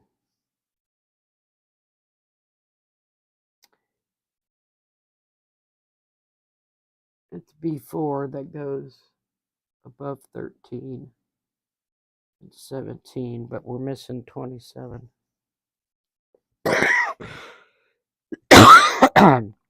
See, it helps to lay it all out, doesn't it? 27, where are you?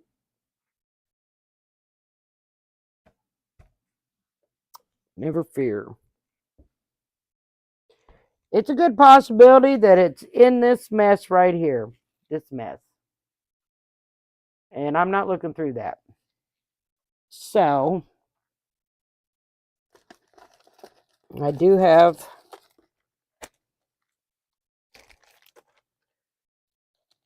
section I on freezer paper here that I cut up wrong, but that's okay. And we will find, I don't know where it went. We need number 27. And it is an itty bitty piece.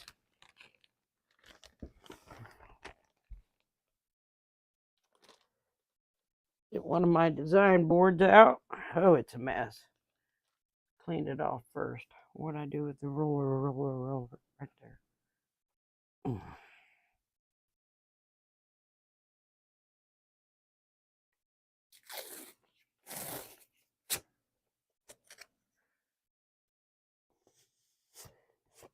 Used it in a while.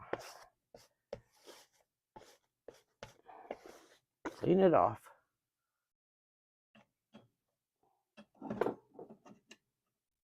All right. Let's use this. I throw fabric everywhere. I'm gonna lay this down.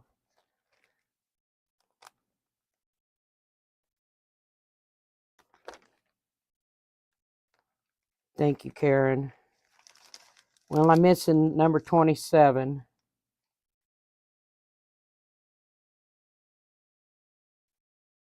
And it's a little guy.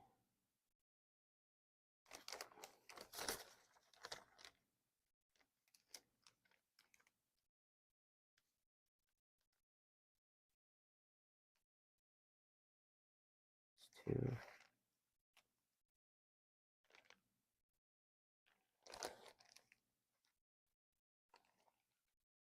See, this is the one I cut up wrong. Take the big pieces out. I don't know how I'm missing 27. There it is.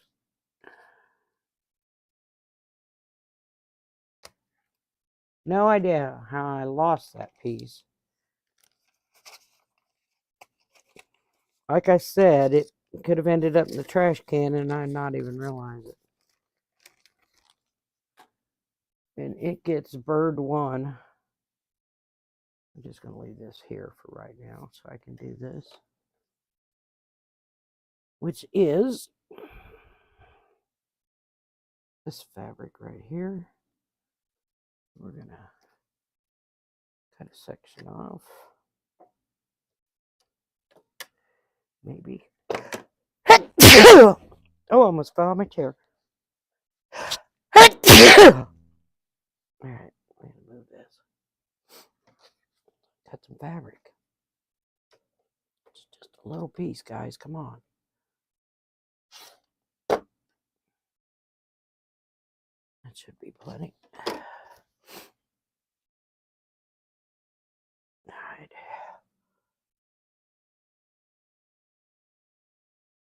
Get some glue on that.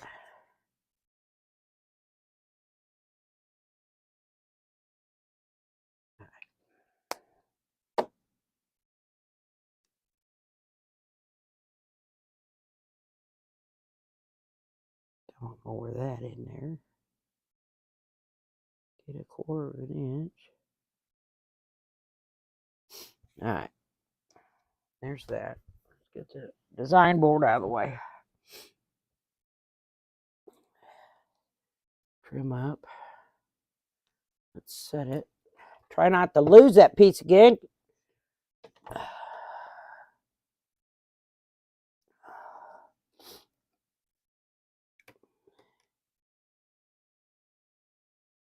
I don't know why I glued that. That's freezer paper. Whatever. I'm a mess. Whatever. I don't know if you can see me cutting or not, but oh, that was close, Peggy Lynn.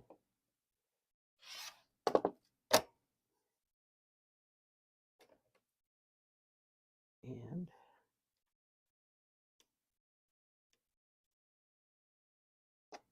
do another generous 1/4 inch there. Don't lose it this time. All right. And 27 goes, is that right? No, it goes right there. All right. Are we ready? Thank you. As I said, my allergies have just been so bad past few days. At least it hasn't actually made me sick. Sorry. Last time it made me sick. So I actually need to sew this one and this one together. So what I do, I'm going to take a straight pin and stick it in right here where that's supposed to meet. And I'm going to bring, don't lose your pieces. I'm going to bring the straight pin straight through the back of the fabric, right where I want it to meet. I'm going to bring this side over here, get this pin straight. So it's like straight up and down. Now, get the scissors out of the way. So I've got to redo it because my scissors were in the way. And I should probably sew it from this side, actually, because of this seam. So I'm going to redo it from this side and this end because, oh, that's perfect. Because I've got this funky seam right here and I want to make sure to catch all of it.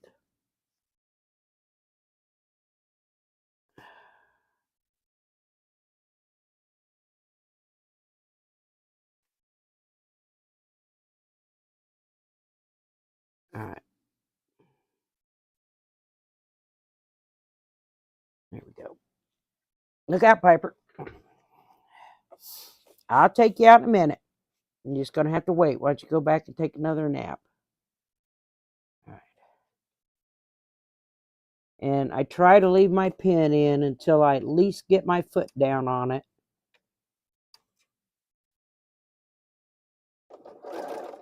And get a few stitches. Well, I got paper sticking up between my foot, so I'm going to use my stiletto to push it out of the way. I guess that's what you call it. My pointy thing. Get paper laying back down. There we go. Because sometimes those little points want to come up through where my needle goes. All right, let's make sure we're close. Get that. There we go. Before I move on, I'm going to make sure I captured that seam. And I did, make sure I'm straight. I went a little crooked, so what I'm going to do, I'm a little crooked right here. So I'm going to come back. I'm going to start right here and stop here because that's where I got a little crooked. And I do this all the time. Well, yeah. I go crooked, and then I have to go back and correct myself. But that's okay. And normally it's because I'm in a hurry or my foot makes it go too fast, right? So now we got these together. And I'm going to press it over. I'm going to finger press it first. I don't know if I can, if you can see or not. I'm going to finger press.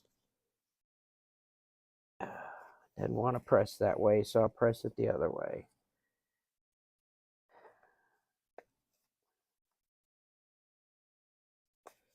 Like I can see a little bit of my threads. I know my tension's tight enough.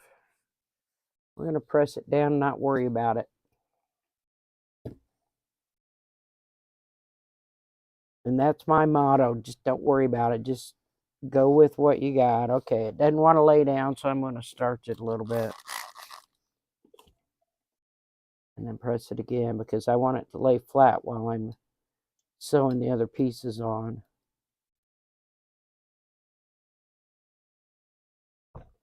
And I'm not bothered so much with the threads. I don't know why it's doing it, but it'll be all right. All right. Now I add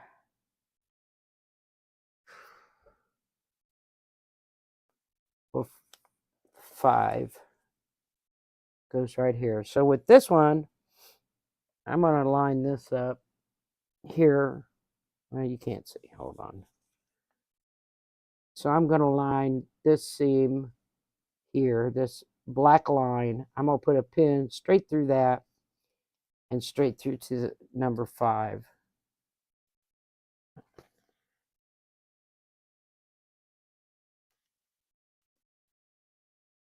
And then I'm going to come into number 5, right where, make sure I look. Yep, I'm in the center of that black line, so I want to come to the center of that black line. There we go. Hold it straight up and down and get this lined up with your 1/4 inch, straight up and down, lined up. Just like that. Get it over to the machine. Get a couple stitches in it. 1/4 inch. Take my pin out and just hold it with my fingers. I find sometimes if I'm going too fast or I look away or something, that's when I go crooked. That's also, if I go too fast, that's also when I don't do accurate 1/4 inch seams. So when I'm actually sewing and not paper piecing, I try to take my time because it's really not a race, right? All right, so we're gonna press this down. If it doesn't stay, I'll starch it. I want it to lay flat. And I don't press my seams open because I don't want to sew threads. I want to sew on the fabric, right? All right. So that is done. Now what do we need to do? 8 and 9 need to be attached. They already are. Remember, I sewed them together like that. I didn't even take them apart. So I can add 10 right here. This one, I'm going to match this point to this. And get my straight pin again. Get it as close as I can to the point where I want it to meet up. And who went in the wrong way? I did. I'm going to go in the right way. This way from here. Nope.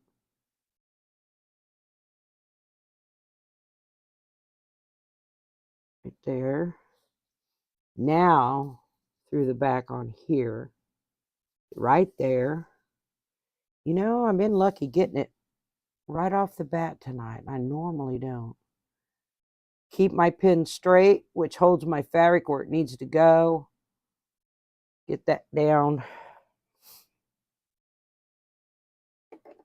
Get a few stitches in it. Take my pin out and hold it with my fingers.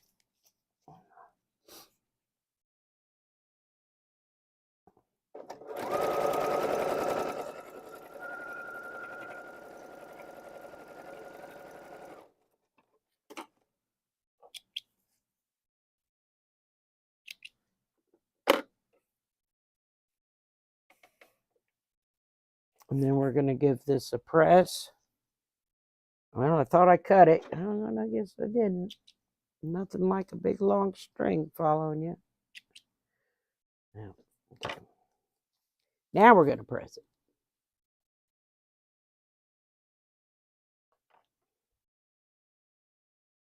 And again, every time, if it doesn't lay flat, I'll spray start it. All right. So there's, sorry.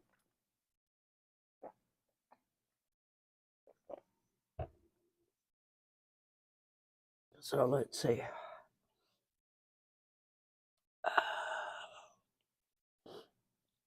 Can I add those two? Can I add these together? So I'm looking at my pattern to see if I can add those together before I move on. I think I can because I think this here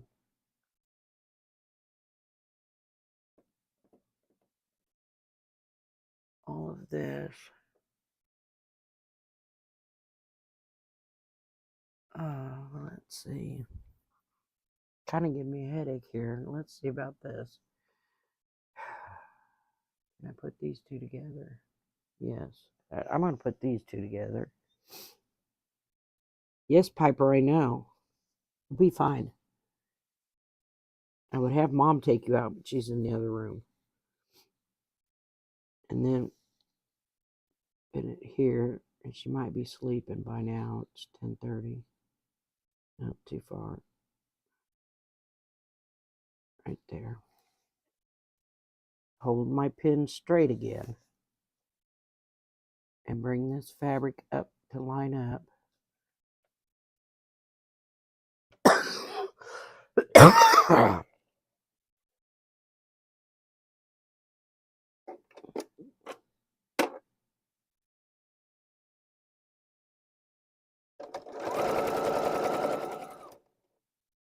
Few stitches, take my pin out, hold on to it. Make sure I'm sewing as close to that paper as I can. All the way from one end to the other.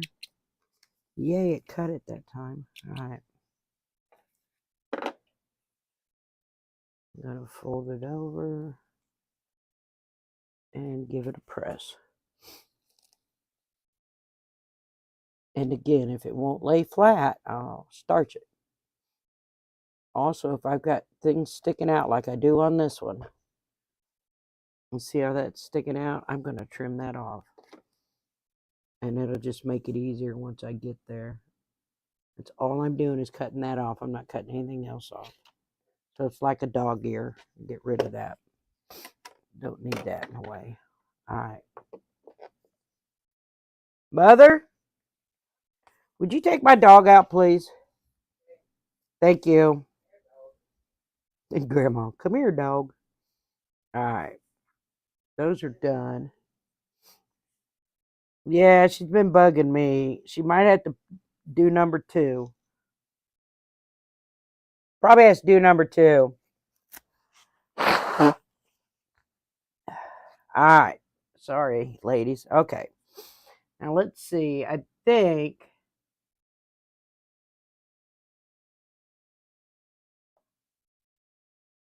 how am I going to do this?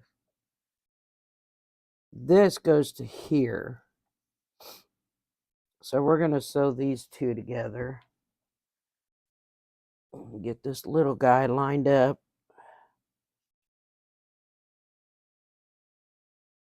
To this.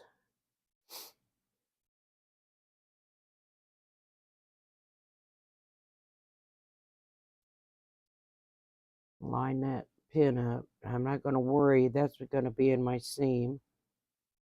Okay. That all lined up.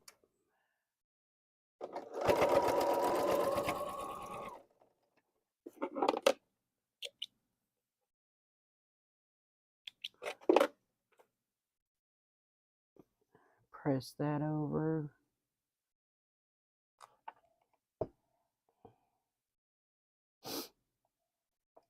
Oh, come on. It's not going to stay, so I'm going to have to starch it. Want it to lay down.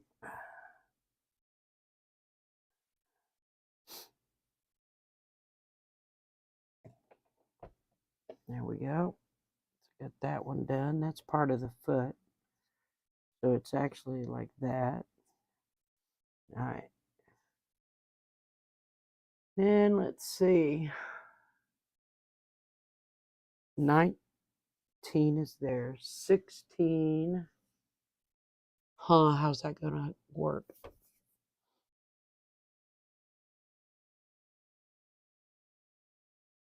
Oh, my word. I don't know.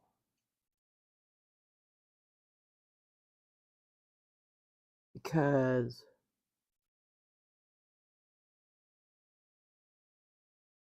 13.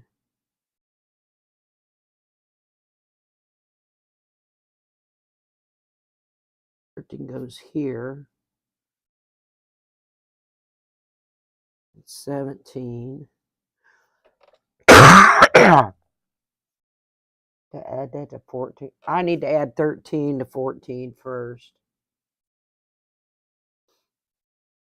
13 to 14 because otherwise I'm going to end up with a Y seam. So let's get 13 on to here. Yeah, that's 14.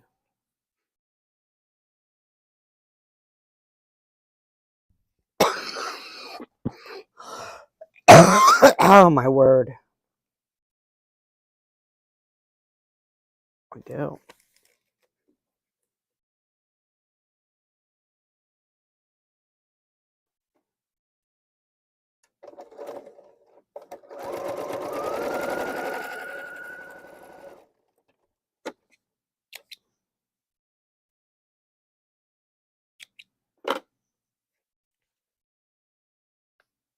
Good night, Stephanie. Sorry I'm taking so long. And it's late.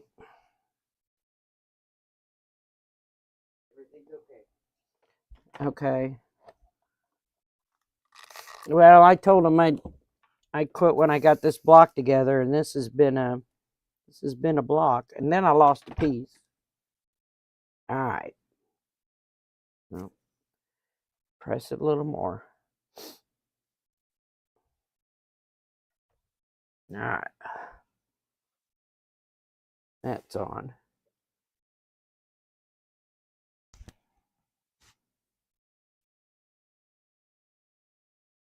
So I need to, looking at it, I think I need to sew these together because this one, don't lose your pieces. That's 27. Don't look. Hey, look. Now we have two 27s. Yay. Okay. Anyway, this comes all the way to here. Found that 27, everybody. That's funny. That comes all the way down to 3. And then I think you add 17 and then this. All right. So it helps to lay them out. At least for me, it does. I don't know about anybody else. We're going to set this second 27 off to the side. The one I couldn't find. It was under number 20, or I don't know where it was. It just showed up. And we'll connect all these together. Get these pins in there where they need to be.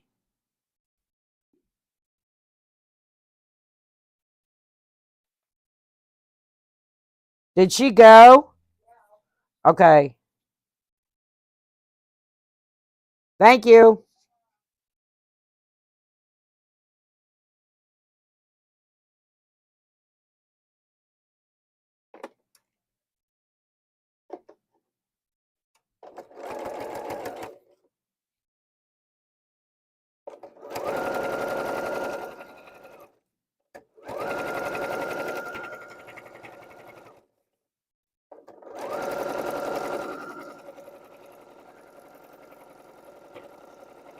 I find the more pieces you put together, the less it wants to lay flat.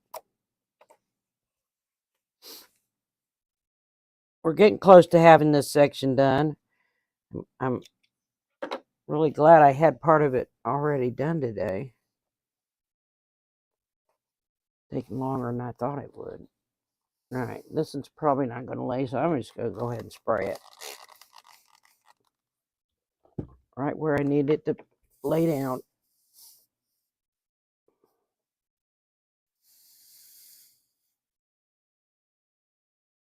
Like I got dog ear to cut off. It's okay.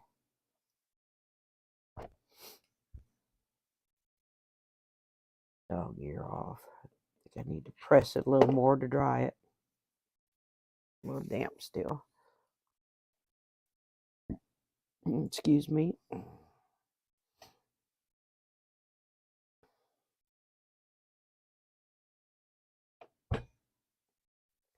And then we're going to add this section on. Right.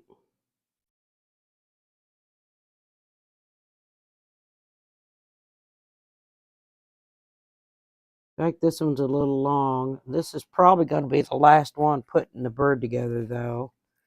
And I haven't planned the blocks around it yet. I've got an idea, but it's not set in stone. But I think it's going to be a beautiful quilt. I've had this other fabric for about 3 years now, waiting for something. And when I saw this pattern, I knew that's what it was.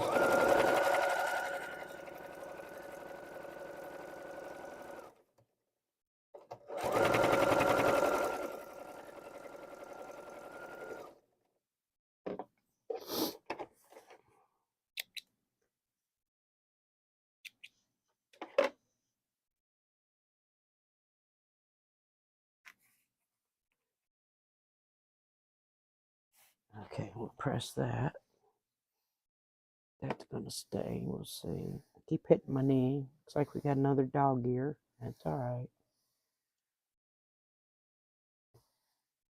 right. That's all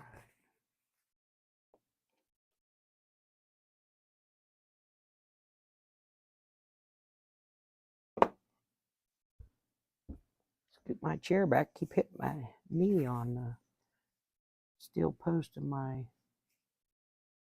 All right, now 16 can go right here. So it needs to line up there. Okay. So it needs to line up right here, this point.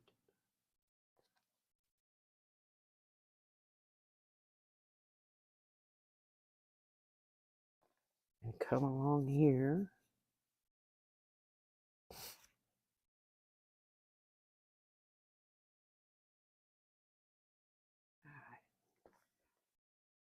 Where are we at? Right there.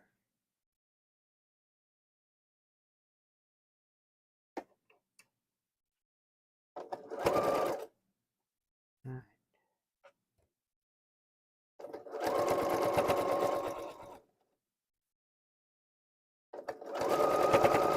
Make sure my seams lay in the direction that I've pressed them.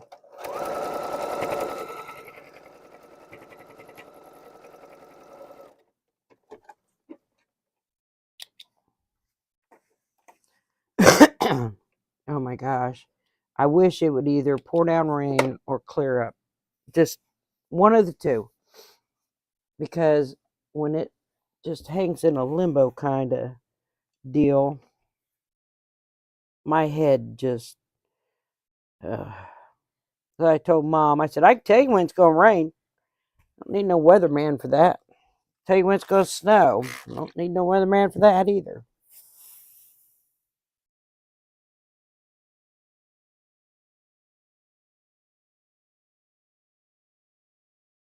All right.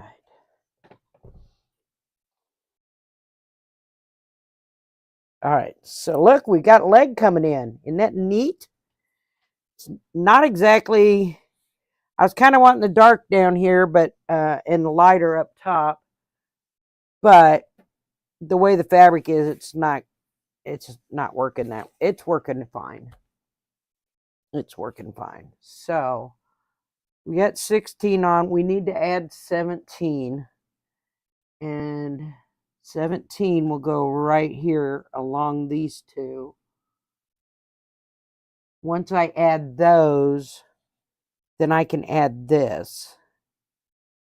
Well, if I quit flipping it, this will go here. So we'll add this one next. And I always look at my pattern to see how things are going to meet up, right? Looks like I could probably cut... Yeah, we'll wait till I'm done. So I'm going to line that 17 at corner right there.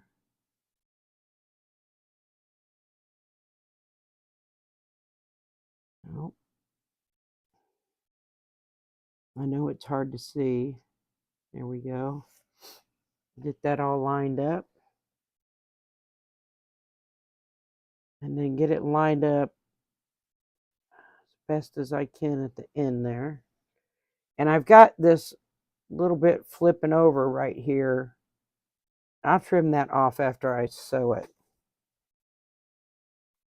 I want to mess with it just yet.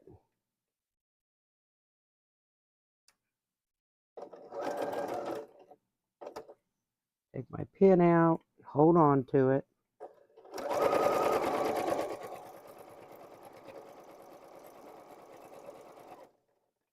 Okay.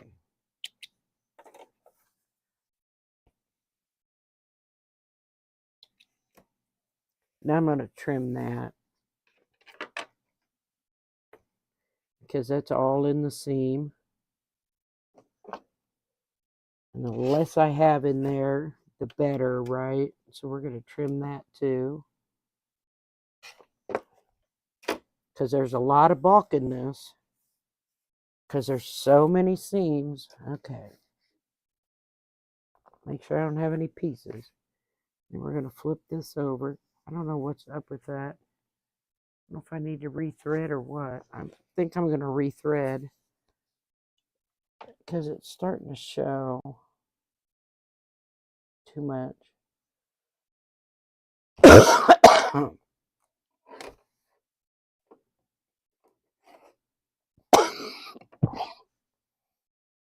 going to rethread everything. Pull my bobbin out.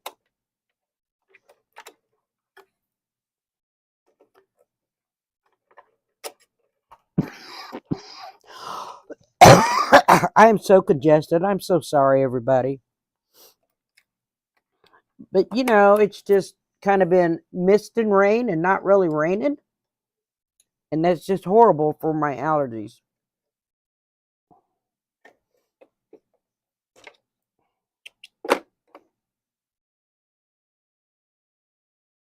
Get this all rethreaded and hopefully it'll behave itself. Next time I have a live, I'll probably have the camera at the sewing machine. We'll see. I just wanted you guys to be able to see the Heron as it was going. Okay. So this little piece needs to be added now across the top.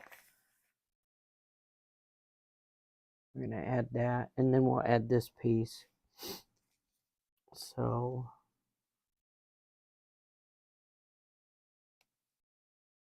yeah, it needs to go in right there.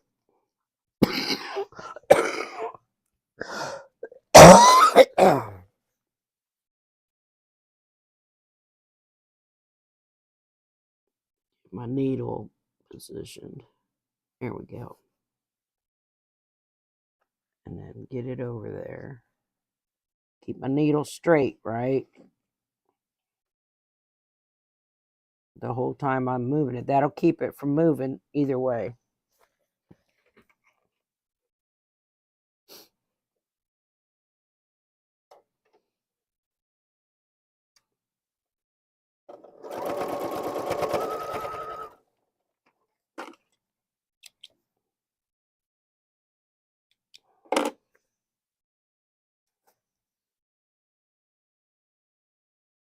And we got a dog ear here too, so we're going to get rid of that dog ear.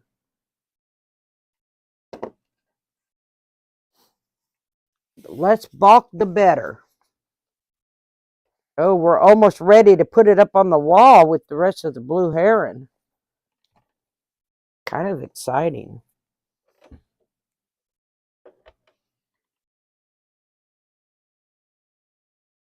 Thank you, Karen. I appreciate that.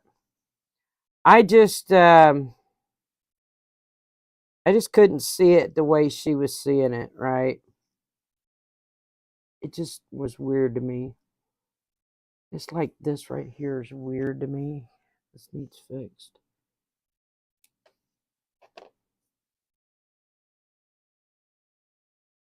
That'll help. Okay. Let's give that a press.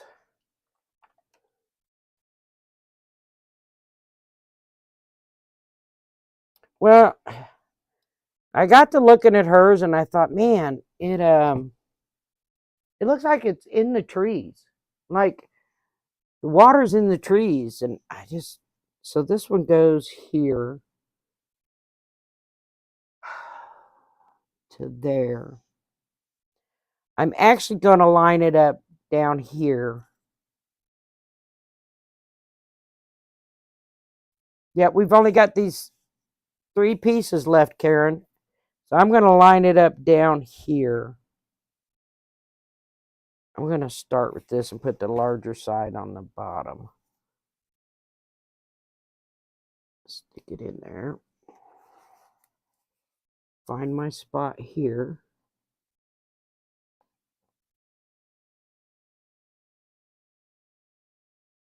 I can't believe how lucky I've gotten tonight. And every single time I've hit that on the other side almost perfectly. That's exciting. Okay. Now because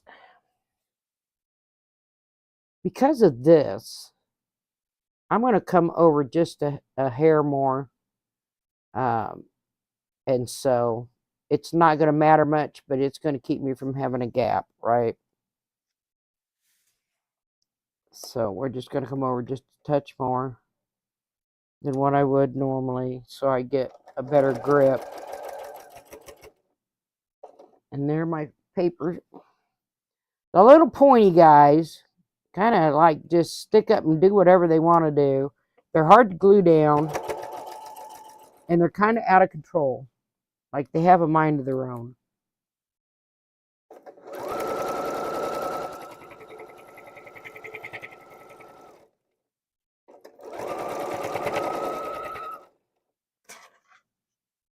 I don't know how those got up there, but oh, I trimmed that fabric. That's how. Okay. There's the other legs. Yay. The feet kind of look funny, but they're probably going to, because it's, you know, paper. This is probably going to have to be starched. So for anybody that wants to know, I make my own starch. I use a mixture of either corn. Well, most of your vodka is corn or potato based, which is a natural starch, right?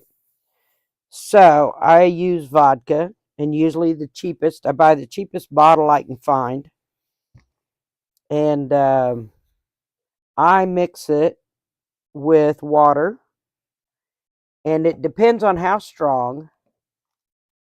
And then this bottle, which is a nice sized bottle, it's 7 inches, the bottle area. Sometimes I put this much vodka in it. Sometimes I put this in. It depends on what I'm working with. The rest is water. And then I use, ouch, I touched my iron. Shoot. Then I use essential oil for scent, right? That hurt. Find out if I get a burn there. And it works great for me. It doesn't leave any flakes or anything. I don't think that helped. Oh, well, it'll be all right.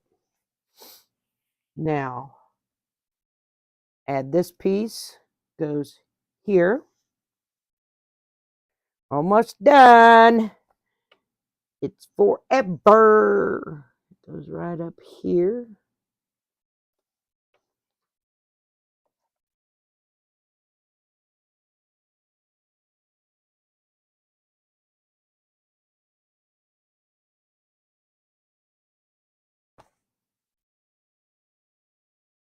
Let's get down there where you're supposed to be. There we go. Looks like I might have a little dog ear there that's going to need taken care of.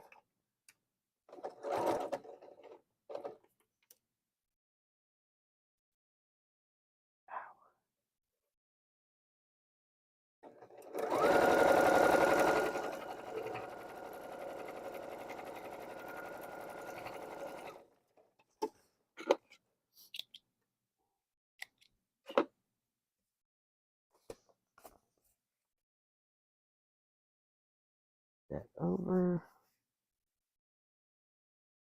Wonder why she has one leg bigger than the other.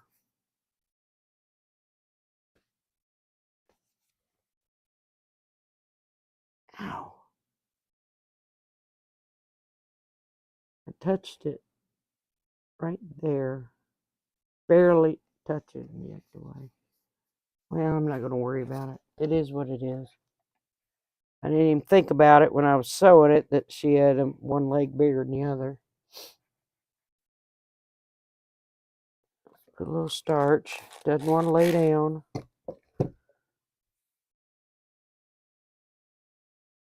So I got another dog ear to trim off.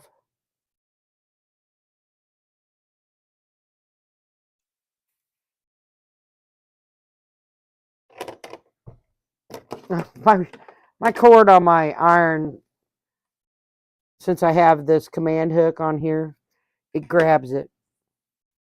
Yeah, because of where I have it. All right, we're going to trim that right there. All right, one last piece to put on, and that goes right here. You want this one or the other one? I think this one. I don't need that one. I can't believe that. I'm looking for it, and didn't find it. And then there it was. As soon as I made the other one. Wait a minute, where'd it go? Right there. Almost put it up too high. Yeah, it's stinging a little bit. I'm gonna have to put something on it. I've got some. I'll put some dandelion. Maybe I'm gonna do that real quick. I've got some dandelion salve I made, and man, you want to talk about something that will kill the pain? Dandelion salve is amazing. It kills the pain. Like, yeah. There we go. It's I made this, and I made plantain, and I made calendula.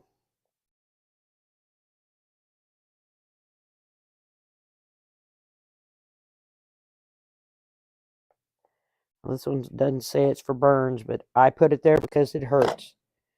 What's this one? Plantain is insect bites, stings, splinters, blisters, abscesses. Foreign matter draws out. Used to calm itchy skin, rashes, and allergies. Dandelion will stop the pain.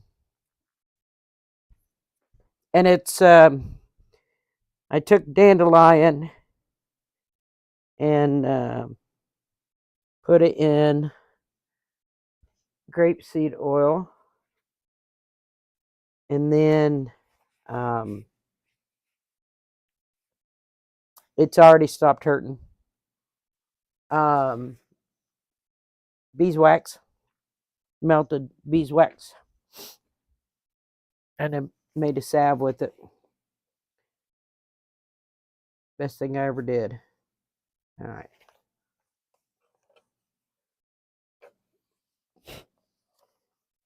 That and the plantain, and they both grow freely in my yard. Dandelions and plantain both. I did not know plantain grew freely in my yard, so I did some research. And I'm like, holy cow. And sometimes in the summertime, I go out in the yard and pick some dandelion greens to go in the salad.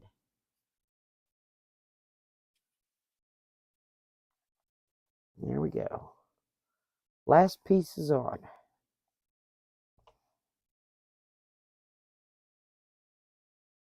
All right, let's switch cameras.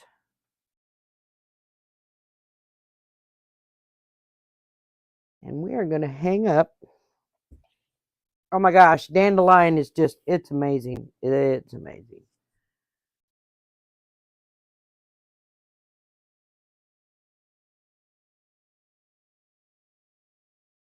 Hang it up. Try and get it in place. I know I'm blocking it.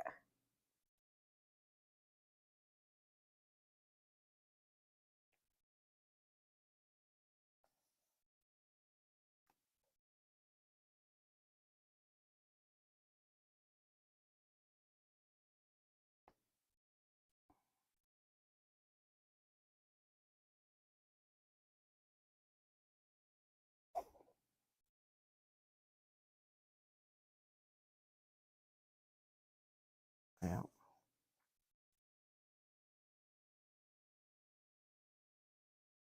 Let it line up once it gets sewn.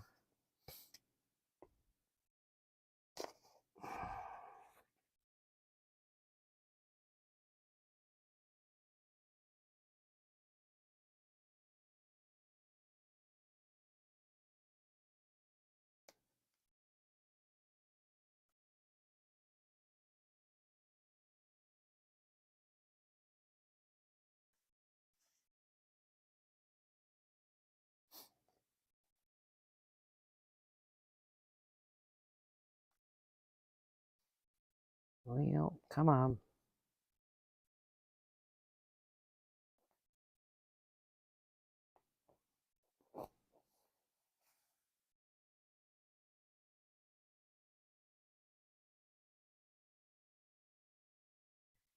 Okay, there it is. Oh, wow.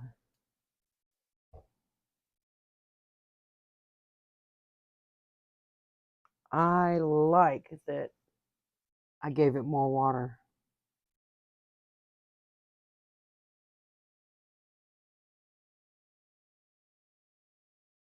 I'm really liking it.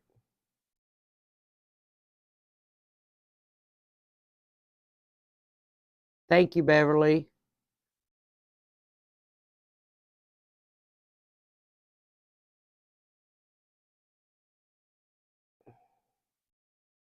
I like that I added more water. Karen, you might want to do that. What do you think?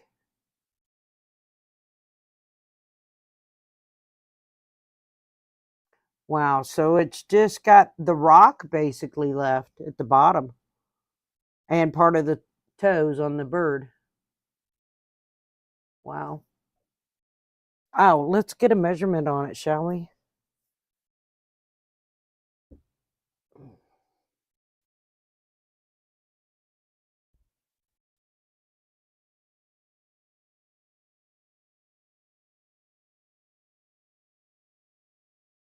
"21 and a half, and it's not done yet, so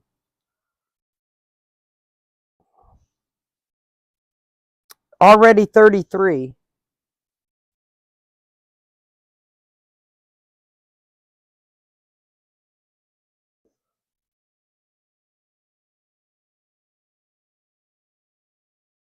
Yeah, going to lose a quarter of an inch on that leg on the right.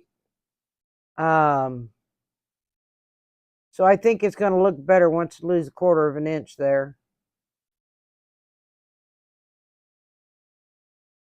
Turned out pretty amazing. I just love blue. Okay, blue herons are my favorite bird, and I couldn't believe it when I saw this pattern. Couldn't believe it. Well, my neck's off a little bit. You know what? I really don't care.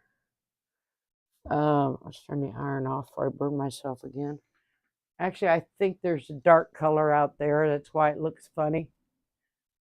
Yeah, my dark is right here. So it's got the dark. You can't see it unless you're up to it. That's why it makes it look funny. He had the feathers. Karen stands out a little more, I think. But I think once we lose a quarter of an inch here, so if I move this, so it looks like we've lost a quarter of an inch there. That leg's going to look better. There. That needs some dog ears trimmed off of it too. Okay.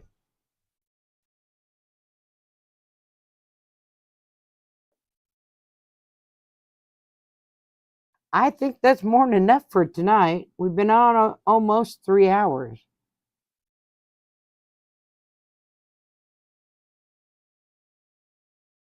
Maybe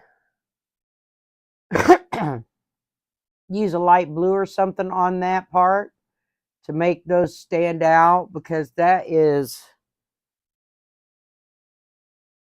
this fabric right here, which is a dark, and it also goes around the wing. So maybe if I use the light blue thread that I'm sewing with to go around that, it'll help.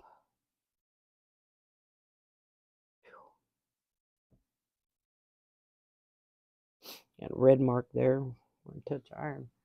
I'm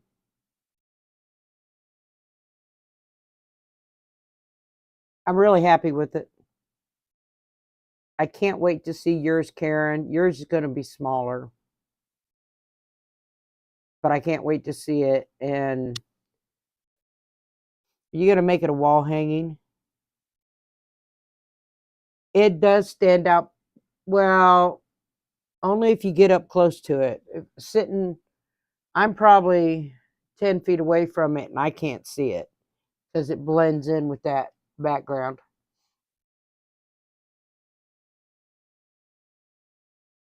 So I might have, should have chose a different fabric for that, but I like it because I needed the dark for around the wing, right?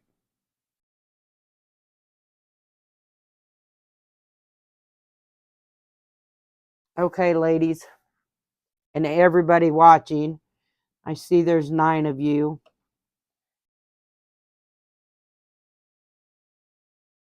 A wall hanging. She's got borders on in the pattern. You do a wall hanging. I wanted to do a quilt with it. That's why I enlarged mine. So thank you to everybody watching. Thank you to everybody in the chat. I'm sorry it took so long. I did not realize that this section was going to take so long. But I'm going to sign off. Have a good night, everybody. Thank you for coming.